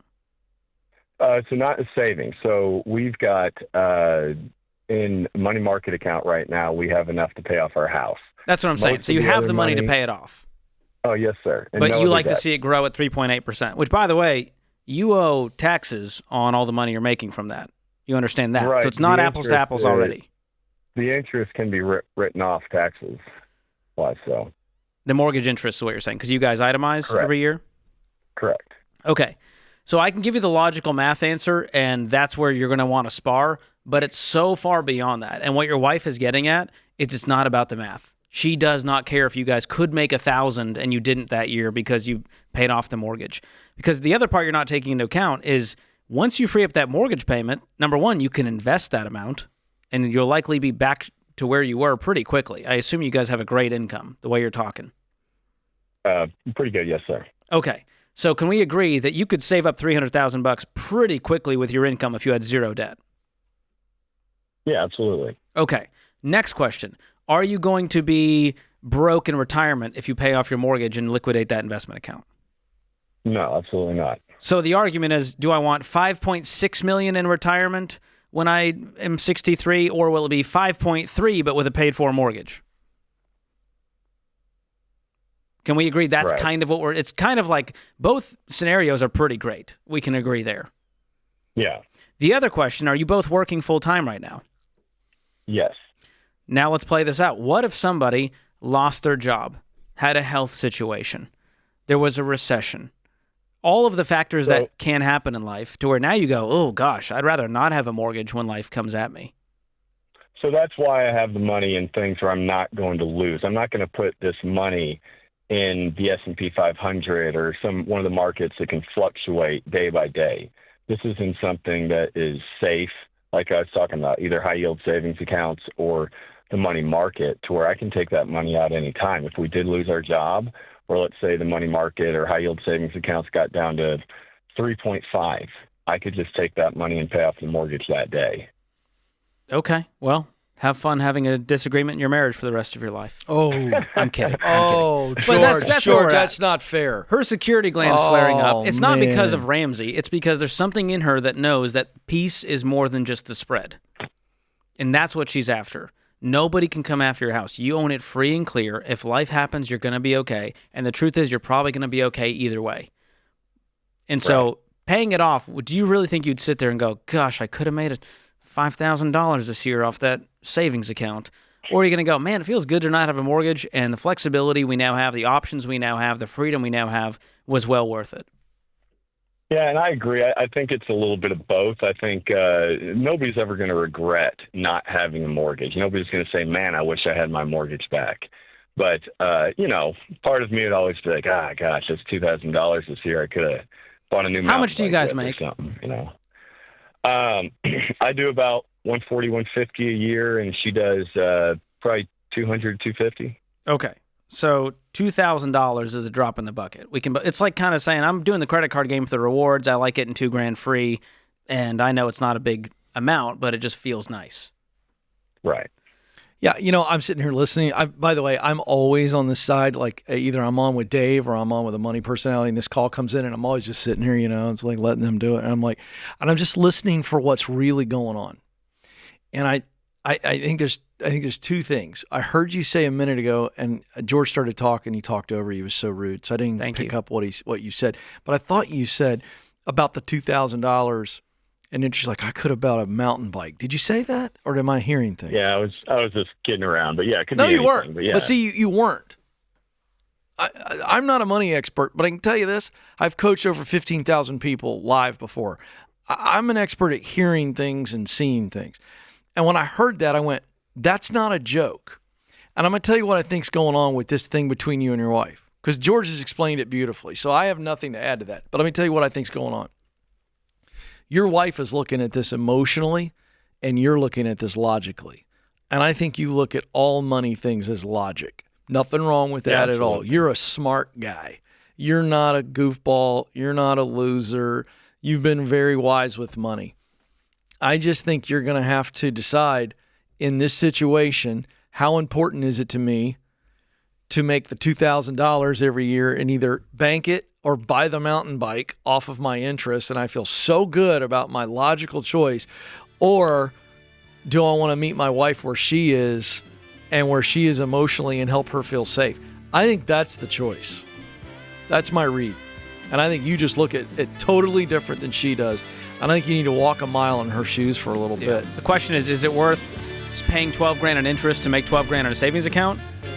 Basic math tells me it's a wash, dude. I'm just going to pay it off and get some peace in my life. And happy wife. I'll take that as a bonus.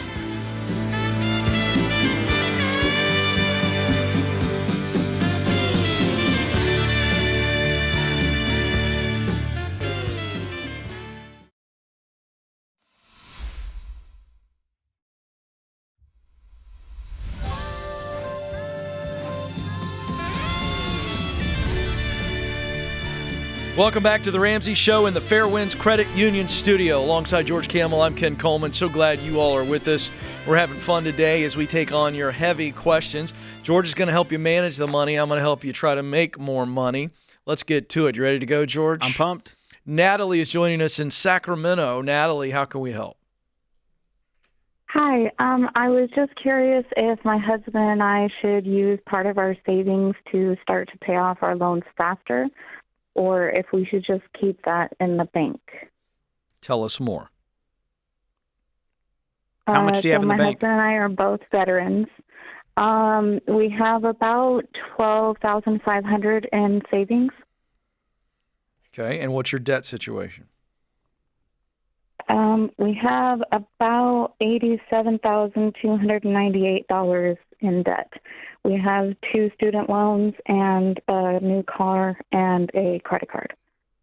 Okay, give us those amounts. Walk us smallest to largest, like we would be working through the debt snowball. Yeah, the credit card is $1,903, so $1,903. The student loan is $19,581. The other one is $20,978. And then the car loan is $44,836. Woo! What is this car? Yeah. So it's a 2022 4Runner. And what is it worth? Kelly Blue Book value, do you know? I don't. Okay. Wow. How many miles is it? Just over 30,000. And it's a 2022. All right, I'm going to do a little research, George. Okay, while you do that, what is your household income? So our income is, I have this, between the two paychecks is $4,960, and then we get VA disability, and that's about $4,090. Okay, good. So we have a great income here because you guys are bringing home $9,000. Yeah. Correct? Yeah. Okay. Yeah. So I think one thing that could alleviate this immediately, because you're asking the best way to pay this off. Yes, you should use your savings except $1,000. That's the baby steps. Baby step 1, $1,000. Baby step 2, attack the debt using the debt snowball. So anything that's not the $1,000 starter emergency fund, we're going to use to start knocking down this debt because that'll knock out your credit cards and a good portion of one of the student loans. Yeah. And if I'm in your shoes and you really want to get out of the situation, I would just sell this 4Runner. Now, you might be underwater on it, which is what Ken was angling at. They are. This is an estimate, and I don't have all the details of where you are in the market, but you're underwater. It's somewhere between $32,000 to $40,000. So that's your next homework assignment is figure out what you could sell this car for, private party value. So you can go to kbb.com and look at that to see, hey, if we could sell it for 40 and we owe 44, great. We're going to use 4,000 of the savings to clear the title and maybe use some of the other money in savings to get a different car, right? You need something to drive around in. Mm-hmm. You're both working full time? Yeah, his truck is paid off, so it's just this now. My car died, so I had to get a new one. That's kind of hold on, Whoa, Natalie. whoa! You didn't have to get a 40. You didn't have to get a words. I know. You didn't have to get You're that right. car. I know. So what's your car payment? $667. All right, just for fun, I want you to just figure out what that would do to your monthly budget. That's a lot of money. You would get an $8,000. That's a net raise. So that's more like 11 or 12,000 gross. Yeah. So imagine I just started giving you $1,000 a month. Would you go yip-de-dee-doo? Yeah. That's what selling that car will do for you. And you have to look at it that way, or else it's Ken and George are mean. They're not fun. They're telling me it's unrealistic. Well, it's not. I don't know. But, getting a piece of junk that gets you from point A to point B for this season of your life, this is for a season. This is not like forever. I think that's huge for you. What caused you guys to want to actually turn this ship around? I've been listening to you guys on YouTube a lot the past month. So we just got into your head? Because we didn't show up. You had to be kind of looking for us. We want to move out of California, and we want to eventually adopt and get a house and all that. And I know we cannot do that with all this debt. We need to work on this debt now. Good. Is your husband on board? Is he as fired up as you are? Oh, yeah, completely. And you've got the income. Completely. He's actually wanting me to spend more to pay towards the debt than we have been. But what's stopping you? Yeah, that's.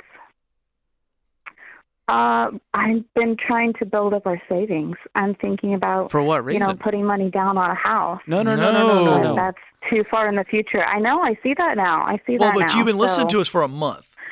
So have you heard us talk about the baby steps? I don't want to just assume anything. Yes. Okay. And that's why I'm like, okay, well, I've done step 1. Technically, I'm on step 2, but I have part of step 3, but I need to just stop and do it step by step. Well, you've got $12,500 in savings. Let's get right back to the start of your phone call as we've now dug into this. So what do we tell people to do if they've got $12,500 in savings and they have debt? What do we tell them? Pay it towards the debt. How much? How much do we take out of that $12,500? Well, I'm assuming it's going to be the $11,500. You got it. Tell her what she's won, George. Raise to the tune of $1,000 once we sell this car. So here's what I would consider doing. Instead of using these savings to pay down the debt, I would get out of this car situation first. And so you might be underwater by a few grand. That's true. Let's use that to clean that up. Yeah. Then we're going to take, let's say, another $6,000 or $7,000 and get yourself a used, reliable car, do a pre-purchase inspection. It's probably going to have 100,000 plus miles on it. It's probably going to have some stains that you'd rather not see. But this is for a season. This is not your forever car. This is like a year or two max as we get to a place of financial stability, because you told me you want to adopt. That's a big dream of yours, isn't it? Mm-hmm. You want to have your own place, your own house in a different state. That's a big dream of yours, isn't it? Yeah. Yeah. So that dream's bigger than a vehicle. We can always get another car, can't we? Yep. So most of that savings, or not most, but a good chunk of it's going to go to whatever this beater is, right? And I'm thinking a $5,000 car max. That clears half your debt. That's like cutting your jail sentence in half. And now all we're that closer to money, freedom. that car payment now goes into the debt snowball. That's huge. You can make some real ground up, can't you? Yeah. So your husband's right. It's rare that we say this on the show. It's mostly the wife is usually right. And I've been married 27 years, so I'm conditioned to say my wife is right. But in this case, your husband's right. Yeah. You need to be putting more into this. And you guys are rice and beans. If Dave were here, he'd be going, you guys don't see the inside of a restaurant unless you're waiting tables. And it's rice and beans and rice. And you guys are just absolutely on fire to get this out of your life. That same intensity continues into that emergency fund of 3 to 6 months. Now we can begin to save for the house and begin to chart Check this a new out. life. You knock out this car, you got 42 left, and you start throwing $4 or $5 grand a month at it, you're done with this in 8 months. Woo! I like so that. this house is going to be a whole lot closer versus keeping this car around while it goes down in value. You stay underwater. I think this thing is tanking your financial future. Get rid of it. You know what Bear Grylls would say? What's that? Jolly good. Spot on. Not quite. I'm working on it.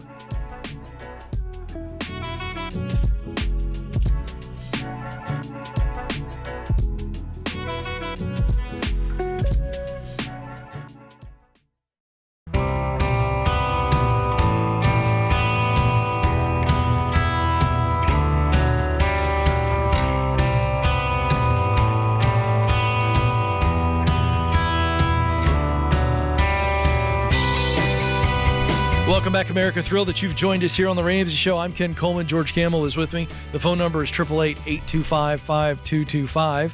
Back to the phones we go. Steve is joining us now in Houston. Steve, how can we help? Yeah, hey, thanks, Ken and George, for taking my call. I've got a question. When my son and daughter were born, my wife and I made lump sum contributions to their 529s and their UTMA account, and now they're 9 and 12, and those accounts have grown to be over $1.3 million. Wow. I wanted to ask you guys what you thought we should be doing to prepare them, whether, we have wills and other things, what we should be doing to prepare them, for the future. So these are not college savings plans. Half of the lump sum went into a 529 for each of them, and then half went into a UTMA account for kind of ancillary expenses they might have. Okay, in total, those add up to $1.3 million? Today, right. Okay, and how old are the kids? 9 and 12. 9 and 12. Oh, wow. What was the lump sum? The initial lump sum for each of the 529s was $141,000. We had saved before they were born and made that contribution when they were. That's incredible. Okay, and do we think we're going to use, obviously, a portion of this for college expenses? It's hard to say. I'd like to say that they'll make their own decision when the time comes. I have my own feelings, but it's. I think they'll use the 529s, at least some of it. Okay. And the UTMAs, you got the UTMAs, those will transfer to them. I don't know in Texas what the laws are, but is it 18 or 21? Okay. Depending on your state. So I would look that up to see. Okay, yeah, I'm not sure. Because that's the downside of the UTMAs. Your kid, it'll be legally in their name at, 18, $1 million. Yeah. And so they can do what they want with that as adults. And so there's a risk there. I hope they grow up to be, well-adjusted kids who use the money for good and they buy their first home in cash and do all kinds of amazing things. Because you guys, I'm guessing, have set them up for that. That's the goal. That's the goal. And look, they're already listening to you guys. So good. Hopefully they do exactly what you said. Okay. So what is your question today specifically? What else should we be doing? I mean, they're not like I said, we have our own resources and we have wills and a trust set up for ourselves, my wife and I. But what should we be doing for them? Well, as they, a 9-year-old doesn't have any assets. A 12-year-old doesn't have any assets. So as they get of age of 18 or 21 and those accounts go into their names, that's when I would say, hey, let's now set them up with their own wills. Okay, so that's not something we would need to address now. We would just wait until they're, say, 21 or 18. Exactly, because right now you still maintain the management of that account, of both of those accounts. That's and so right. if something did happen to you or your spouse, well, you have in your will, here's what happens, here's the beneficiaries on all of these accounts, and so all of that is already in place. And with your trust, you can set those up to say, hey, at 21, here's what we want to do for each kid. At 30, here's what we're going to do for the kids. So you can set that up how you wish in the trust, but there's nothing else to do. You guys have done a great job. I mean, obviously it's, quote, overfunded, but you can always change the beneficiary on the 529 plan to someone else in the greater family. Okay. Well, that's good to know. They could use it for their kids and their kids. So you've kind of created generational wealth that way, which is amazing. Okay. So I would look into the laws of how soon you have to use that money. There's some new things with the Secure 2.0 Act where you can transfer a portion, $35,000 total, over to a Roth IRA. So there's a lot of things you can do there. I would definitely, I hope you have a trustworthy investment professional in your life. If not, go to RamseySolutions.com and get connected over there. Yeah. That's incredible, though. What a way to set up your kids. I'm staggered by that. That amount is unbelievable. So, my goodness, I almost wanted to say to him, and I love the advice you gave, but I almost wanted to say, well, you've done enough. You've done plenty, my man. You've done well, Steve. Way to go. And the fact that a 9 and 12-year-old are listening to us, they need to get outside, Ken. They probably do, or else they're going to look as pale as you. That's true. I could use some sun. I'm not on the pickleball court as often. Yeah, but do you have an aversion to vitamin D? I mean, what's the problem? Well, I'm working in here all day. A lot of fluorescence. Well, what are you doing on the weekend? I got a 1-year-old, man. Take her to the park. Wow, now I'm a bad dad all of a sudden. Well, I get you it. need some vitamin D. Let's go to Rebecca, who joins us in Orlando, Florida. Rebecca, how can we help? Thank you for taking my call. My husband and I are new empty nesters. We are baby step 3, and I will be inheriting about $50,000 next spring. We have $250,000 in thrift saving plans and IRAs for our retirement. And once I turn 65, I'll have about a small pension of about $500 a month. I was just wondering, in the next 13 years or so that we have before retirement, is it smart to even aim for or try to be a snowbird? We live in Florida now, but we're from Ohio. My husband has always wanted to move back. And I have always wanted to grow up and be a snowbird one day, where I lived half the year in one state and half the year in the other. Is that something Dave ever recommends? I don't think he's against that. I've never heard him speak negatively toward it. The one thing, financially speaking, you'd pay cash for that other property.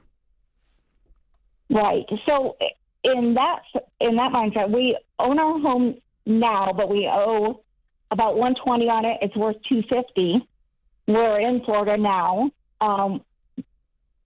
We've got about halfway paid off. The $50,000 inheritance is going to go right at that. And do you like where you're at? To help pay that off.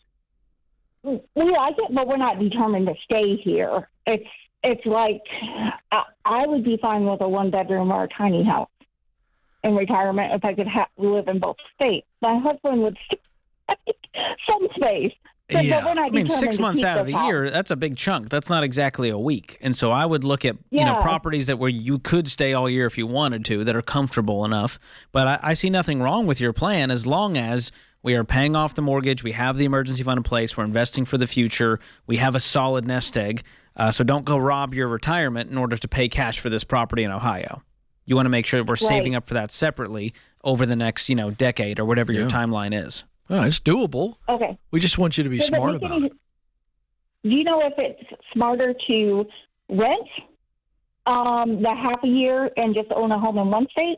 Because I know Dave's like, you don't want to own property in another state or far away from you because you have to manage it and look over it. If you're talking about renting it out, would you guys want to rent it out the other half of the year? Would that be the goal? No, probably not.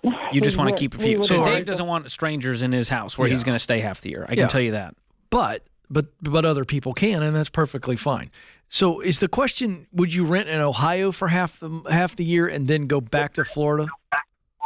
Or vice versa, yes. Because right now, I know the homes around here rent for about $2,000 a month in the winter months.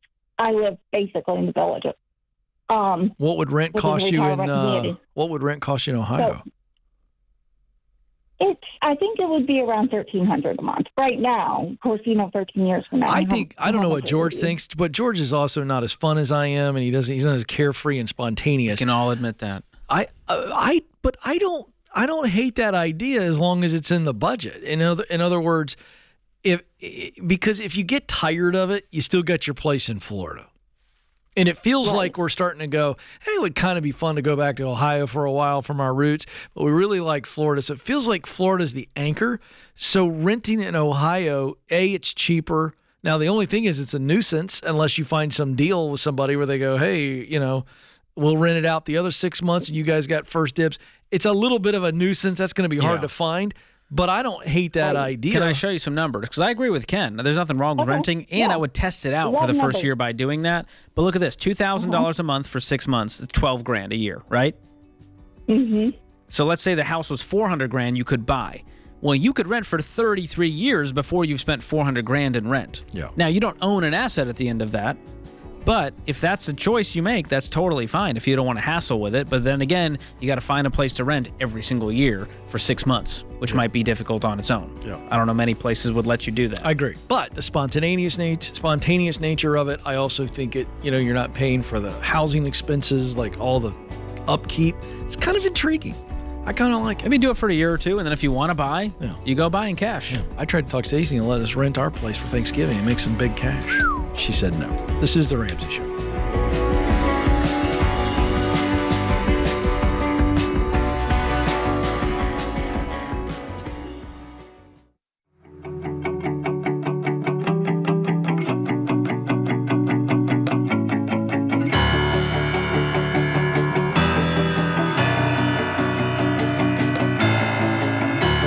Welcome back to The Ramsey Show, where we help you win with your money, in your work, and in your relationships. I'm Coleman George Kamel joins me. We're so excited that you're with us.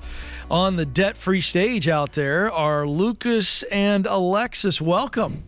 Thank you.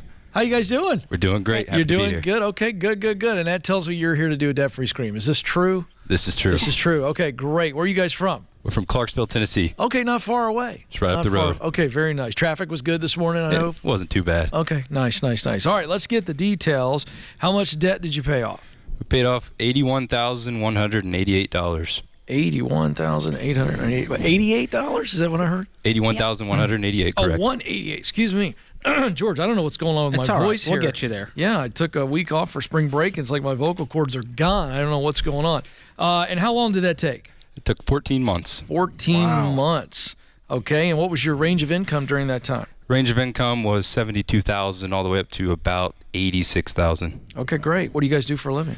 I'm military. Okay. And I stay home with the children. Yay. Love that. That's awesome. And what branch of military are you in? Army. Okay, great. Thank you for your service. Yes, thanks for your support. Yeah, absolutely.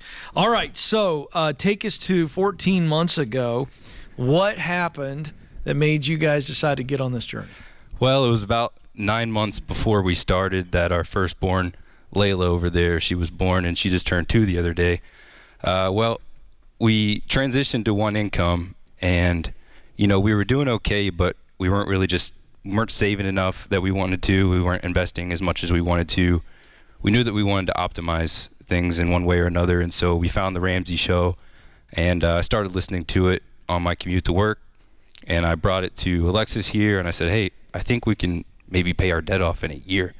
Maybe a little bit more. That's how it worked out. But she took it, and she did a budget for us, and she said, wow, I think we could do this. And so that's exactly what we did, and we just kind of stepped it in gear from there. And then just recently we had Claire here. She's 3 months old. And so fun. So what I understand here, this was there wasn't a lot of pushback at all, if any, from Alexis. In fact, she probably made the idea a reality, sounds like. That's correct. Wow. What kind of debt was it? It was student loans.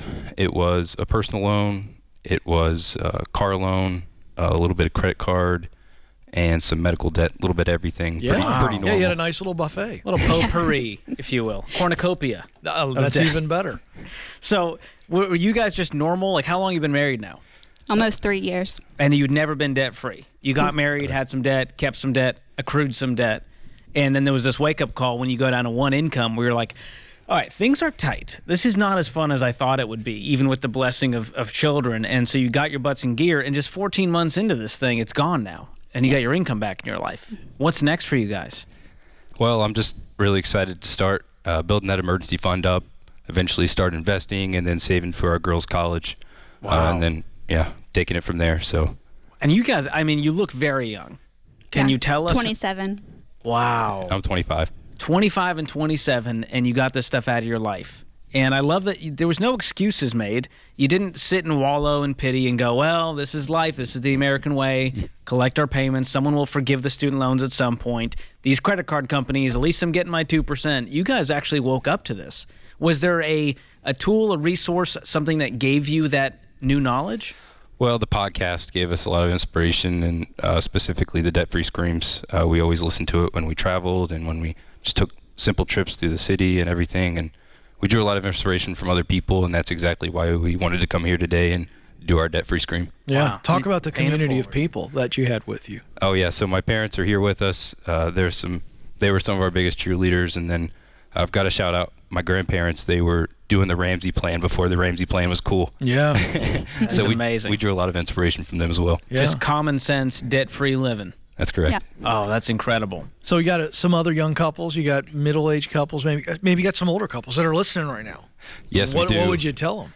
We have some good friends, Adam and Emily Fisher. They're actually going through the plan right now. Oh, good. Yeah, so they kept us in it, and we're keeping it, with them, and we're, staying the path together. Yeah, So. make the budget and stick to it. So so for you, it's budget. That's the key. All right. Anything else, Lucas? What's the key?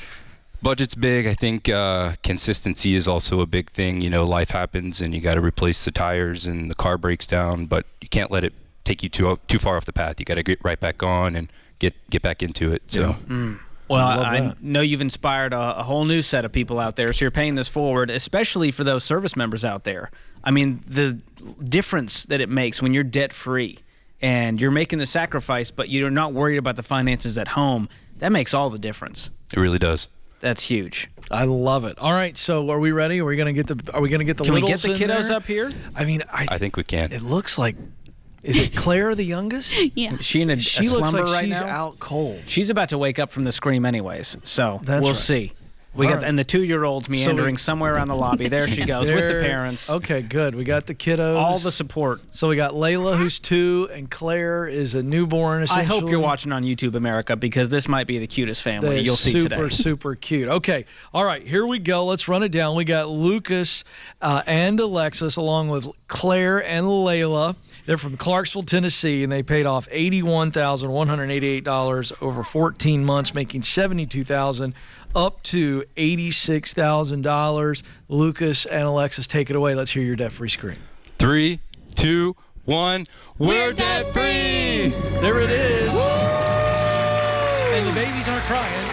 So that was The baby survived it. Yeah, I like that. And we've got a special gift for you guys as well. We forgot to mention 2 EveryDollar gift cards, good for a 1-year membership. So you guys can use those EveryDollar memberships, or you can pay them forward to someone else to get them on the journey. But you said the key is budgeting, and so you will enjoy that for sure as you continue your financial journey. Yeah, that EveryDollar premium comes with a lot of bells and whistles and makes life a lot easier. 100%. So that is your gift, and you get to give one away to somebody. I like that idea. I like the 2. Maybe you give both away if they already have it, but That is true. Or And use they've it for already yourselves. mastered it. There's no judgment here. No judgment at all. It's free. It's Dave's stuff. You and I love to give away Dave's stuff for free. It costs us nothing, and it makes Ken look good. That's right. We love it. It's like a bumper sticker. I like that. It's interesting, George, because this is really cool. We've got a 27 and a 25-year-old. And I think it's important to we got new people that are joining the show all the time. So maybe this is the first debt-free scream that some people have ever heard or seen. Yeah. I mean, just set the table right now. Okay, so let's say they're making the 86, or maybe somewhere between the 72 and 86. Now they're debt free, and so now they begin the process of whether it's baby step 3, then 3B, and then they start that 15%. I want you to paint a picture to what wealth looks like for this young couple at their age. He's 25. Let's say they get through 3 in the next year, and they begin investing it. Let's say he's 26. Well, from 26 to, let's say, 62. That's fair, right? Sure. And in military, he'll probably retire early with some beautiful benefits there. But let's just take $86,000 and take 15% of that. Well, that's $12,900. And so every month they could invest $1,075. And let's say they start from zero. That $1,075 every single month with an average return of about 10%, which is what we've seen, is $4.5 million. All right, at 62 years drop old. it down to 8%. All right, let's go down to 8. Just for Let's the be cynics. more conservative. $2.7 million. Okay. I'd still take that. Yes, And you that's outside of any other investing they do. That's saying he never gets a raise. That doesn't include his military retirement. So this is just the process as we teach it. And you look at doing it that young, it's really huge. And this is great, too, because this is a young couple that had, again, normal situations, all different types of debt, $81,000, and they knocked it out really quick. That's really doable. I mean, $81,000, if you just look at that and you go, that's a lot of money to pay off for a young couple. They did it in 14 months. While cash flowing some things. We didn't get into that. Yeah. And with a stay-at-home spouse. That's huge. So they went from 2 incomes to 1. So we're not pitching get-rich stuff here, quick stuff. We're not pitching, this unbelievably impossible thing that only a few fortunate souls accomplish. Yeah, there was no trust funds, no lottery That's winners right. here, just That's right. hard work and doable. sacrifice. It's doable, and that's why I love the story. So, good stuff. All right, we're going to go out and celebrate with Lucas, Alexis, Layla, and Claire. And George, don't kiss the babies. I stay away. Okay, that's a little creepy these days. Don't do that. But we'll be back right after that with more of your calls. This is The Ramsey Show.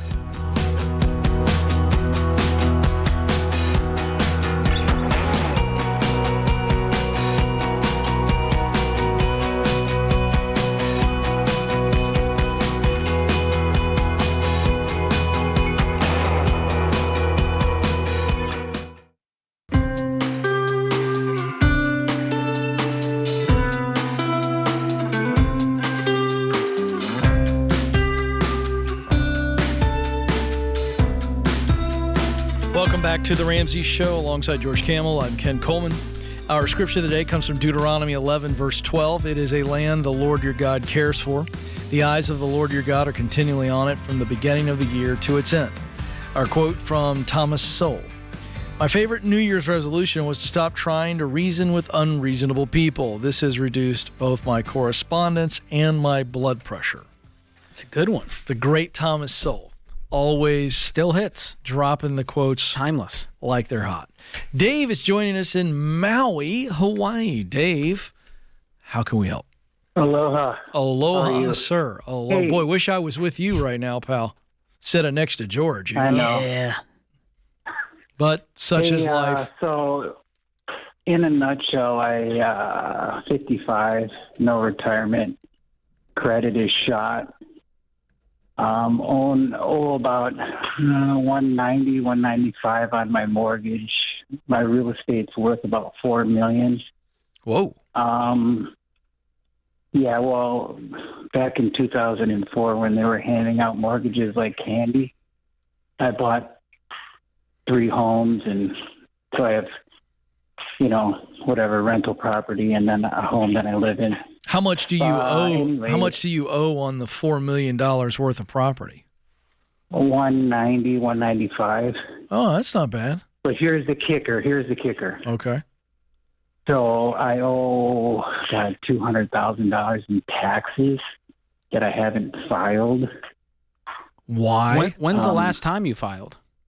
Yeah, because I sold 2 years ago. Because I sold a home, and then I bought. Like I said, they were handing out. You remember that when they were? Yeah. But we're trying to follow. away. Where's the Yeah. cash? Where's the cash that you made? I bought another home. I bought 2 more homes, and I paid them off cash. Yeah, in cash, but I didn't pay the taxes on that sale. So what's your question for us? I guess I got to pay the taxes. Well, that's not a question. That's a fact. But I don't have the money, so I guess I got to sell. I don't. I have 3 kids. I just put one through college. I have another one in college. Well, let me tell you something. This reminds me of a football game scenario. All right, you got no timeouts, and you gotta go to the Hail Mary. That's all you got. You got to sling it to the end zone. Your least favorite property. And so that's the Hail Mary in this one. You don't have any other options. You got to pay these taxes or you're going to jail, Dave. Am I missing something? No. Okay. So, I mean, No. that's really what we've got to do here. You got to sell one of these properties. Dude, out of all the people you could owe money to, the IRS is the worst one. They are the most powerful collections agency in the world. They can garnish your wages. They can seize your assets. So do you want to do it the hard way or do you want to do it the easy way where you're in control? What's your least favorite property? What's it worth? What could you sell it for? $1 million. Dave, Okay, so you sell it for $1 million. Hold on a second. I got to Then jump I'm in. paying taxes on that again.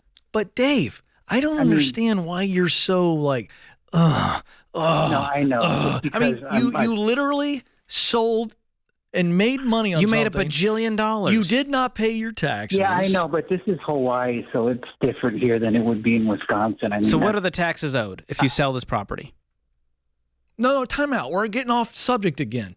I was making a point. Dave, you're Back to acting, football. no, not football, but you're acting as though like this, I can't believe this was always a part of the deal. No, because I want my kids to have, they will. They can visit you in jail if you want while you have these properties. That could be fun. We're only talking about one house to clear this debt. Yeah.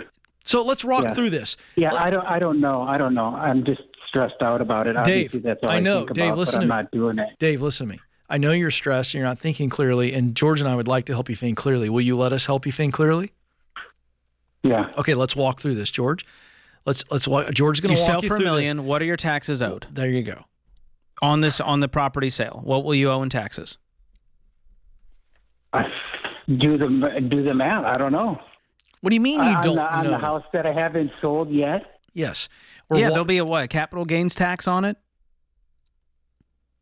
Yeah, I mean, I've had the property for 20 years. Let me ask this a simpler way. Dave, the property that we're saying, one of your properties we're saying to sell to clear all this mess up, what will you walk away with, my friend? When the deal is done, what will you walk away with?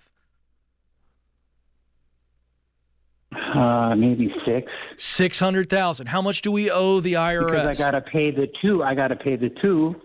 Dave, let me do the talking and you answer. Dave, let me walk you through this. I'm going to be better at this than you. All right? You're going to walk away with $600,000. How much do you owe the IRS? $200,000. Great. So we pay that. How much does that leave you left over? Well, so if I sell it for $1 million, then he's saying he'll have $6 after he pays the IRS. I don't know why this is so difficult to answer these questions, Dave. Sell a house. And after I pay the tax on that too, so I'm figuring $200, another $200 maybe or more. Let's just guesstimate $200 in taxes for the property sale, And $200 $200 pay back the IRS. You have $600 left. Yeah, you so can that's- pay off your own mortgage with that. So you got $600,000 you got out of this mess, my friend. That's what we're trying to help you understand. This is easy. Yeah. You're sitting there going, I don't want to get rid of one of the properties. Again, you want to go to jail? They're going to seize your assets. It's not a choice that you get to make of just avoiding paying taxes. The question is, do you want to do it now on your terms or on their terms later? And I'm telling you, you want to do it now on your terms. So your real estate portfolio will go down to $3 million and you can wipe your tears with $100 bills. I don't care. Yeah, none of us are feeling bad for you right now, Dave. You're really kind of blessed to be able to get out of this hole. Really blessed. I mean, holy And then with the smokes. other money, with more profits, I'm paying off the mortgage and I'm saying no to debt ever again. It's what got you in this mess in the first place. Yeah. And so we got real starry-eyed with the real estate portfolio. It's time to take a step back and go, all right, I'm 55. I've been living with a lot of stress. The next 20, 30 years of my life, I want peace. I want to retire with dignity one day, and that might mean I need to slow down on my real estate guru tactics here and start putting away money in retirement, start diversifying the portfolio, and living on less than I make. I mean, this really is, you talk a lot about traps. This is a great example. We're not picking on Dave. Dave's a smart guy. Thankfully, Dave can get out of this He's done mess. very well. But this is the trap of, I've got all this stuff, and I mean, he literally was like, I got to pay my taxes? And if anyone understands not wanting to pay taxes, it's Ken Coleman. I don't like taxes at all. I mean, I'd go throw tea in the harbor today. I'd do it all been there. over again. You know what? I would have been there. I would have been on the ship throwing the tea into the harbor. But the bottom line is you got to pay the taxes. And all of this gain, to your point, doesn't matter if your life gets ruined because the IRS wants to make a poster boy out of you. And here's what I do. When I'm in a pickle like this and it's beyond my pay grade, I reach out to an expert. And in this case, Dave needs a great tax pro. That's so right. I would jump on to RamseySolutions.com/tax, get in touch with a Ramsey trusted tax pro who can help you bring facts to the table. Right now, it's a lot of unknowns. It's a lot of just fear and stress. And I don't even know how much taxes I can. What would the taxes be on that? Well, a tax pro will just help you go, all right, here's what the taxes would be. Here's the most efficient, strategic way to do this. Here's how to deal with the IRS. And they're not going to be scared. They're not going to bat an eyelash at this. And again, to new listeners, okay, you've been listening to this call. I'm going to go back to the football analogy. Do you want to be stuck with no timeouts, 5 seconds left in the game, and hope for a miracle through a Hail Mary? Is this a fourth down situation? No, you want to have a good game plan. There's no need for all the stress. There's no need for this stuff. Just run the baby steps like it's a play. This is what we do on first down. This is what we do on second down. This is what we do on third down. And here's the deal. Guess what? We know how it's going to turn out. We know if we run the ball this way and everybody executes their blocks, we're going to get a first down. Nobody wins the Sugar Bowl accidentally. You got to be intentional. You gotta get a game plan, and you gotta practice, and you gotta stay with it. So there it is. Go Dogs. No Hail Marys. No Hail Marys. Are you really rooting for Georgia? You don't even know who they are. I know you love them. Yeah, Doesn't that make me a great friend? You are a good friend. All right, good show today. Thanks to David Fortin, our fearless producer, keeping us on the air. My goodness, I don't know how he does it. In spite of ourselves. Thank you, America, for listening. This is The Ramsey Show.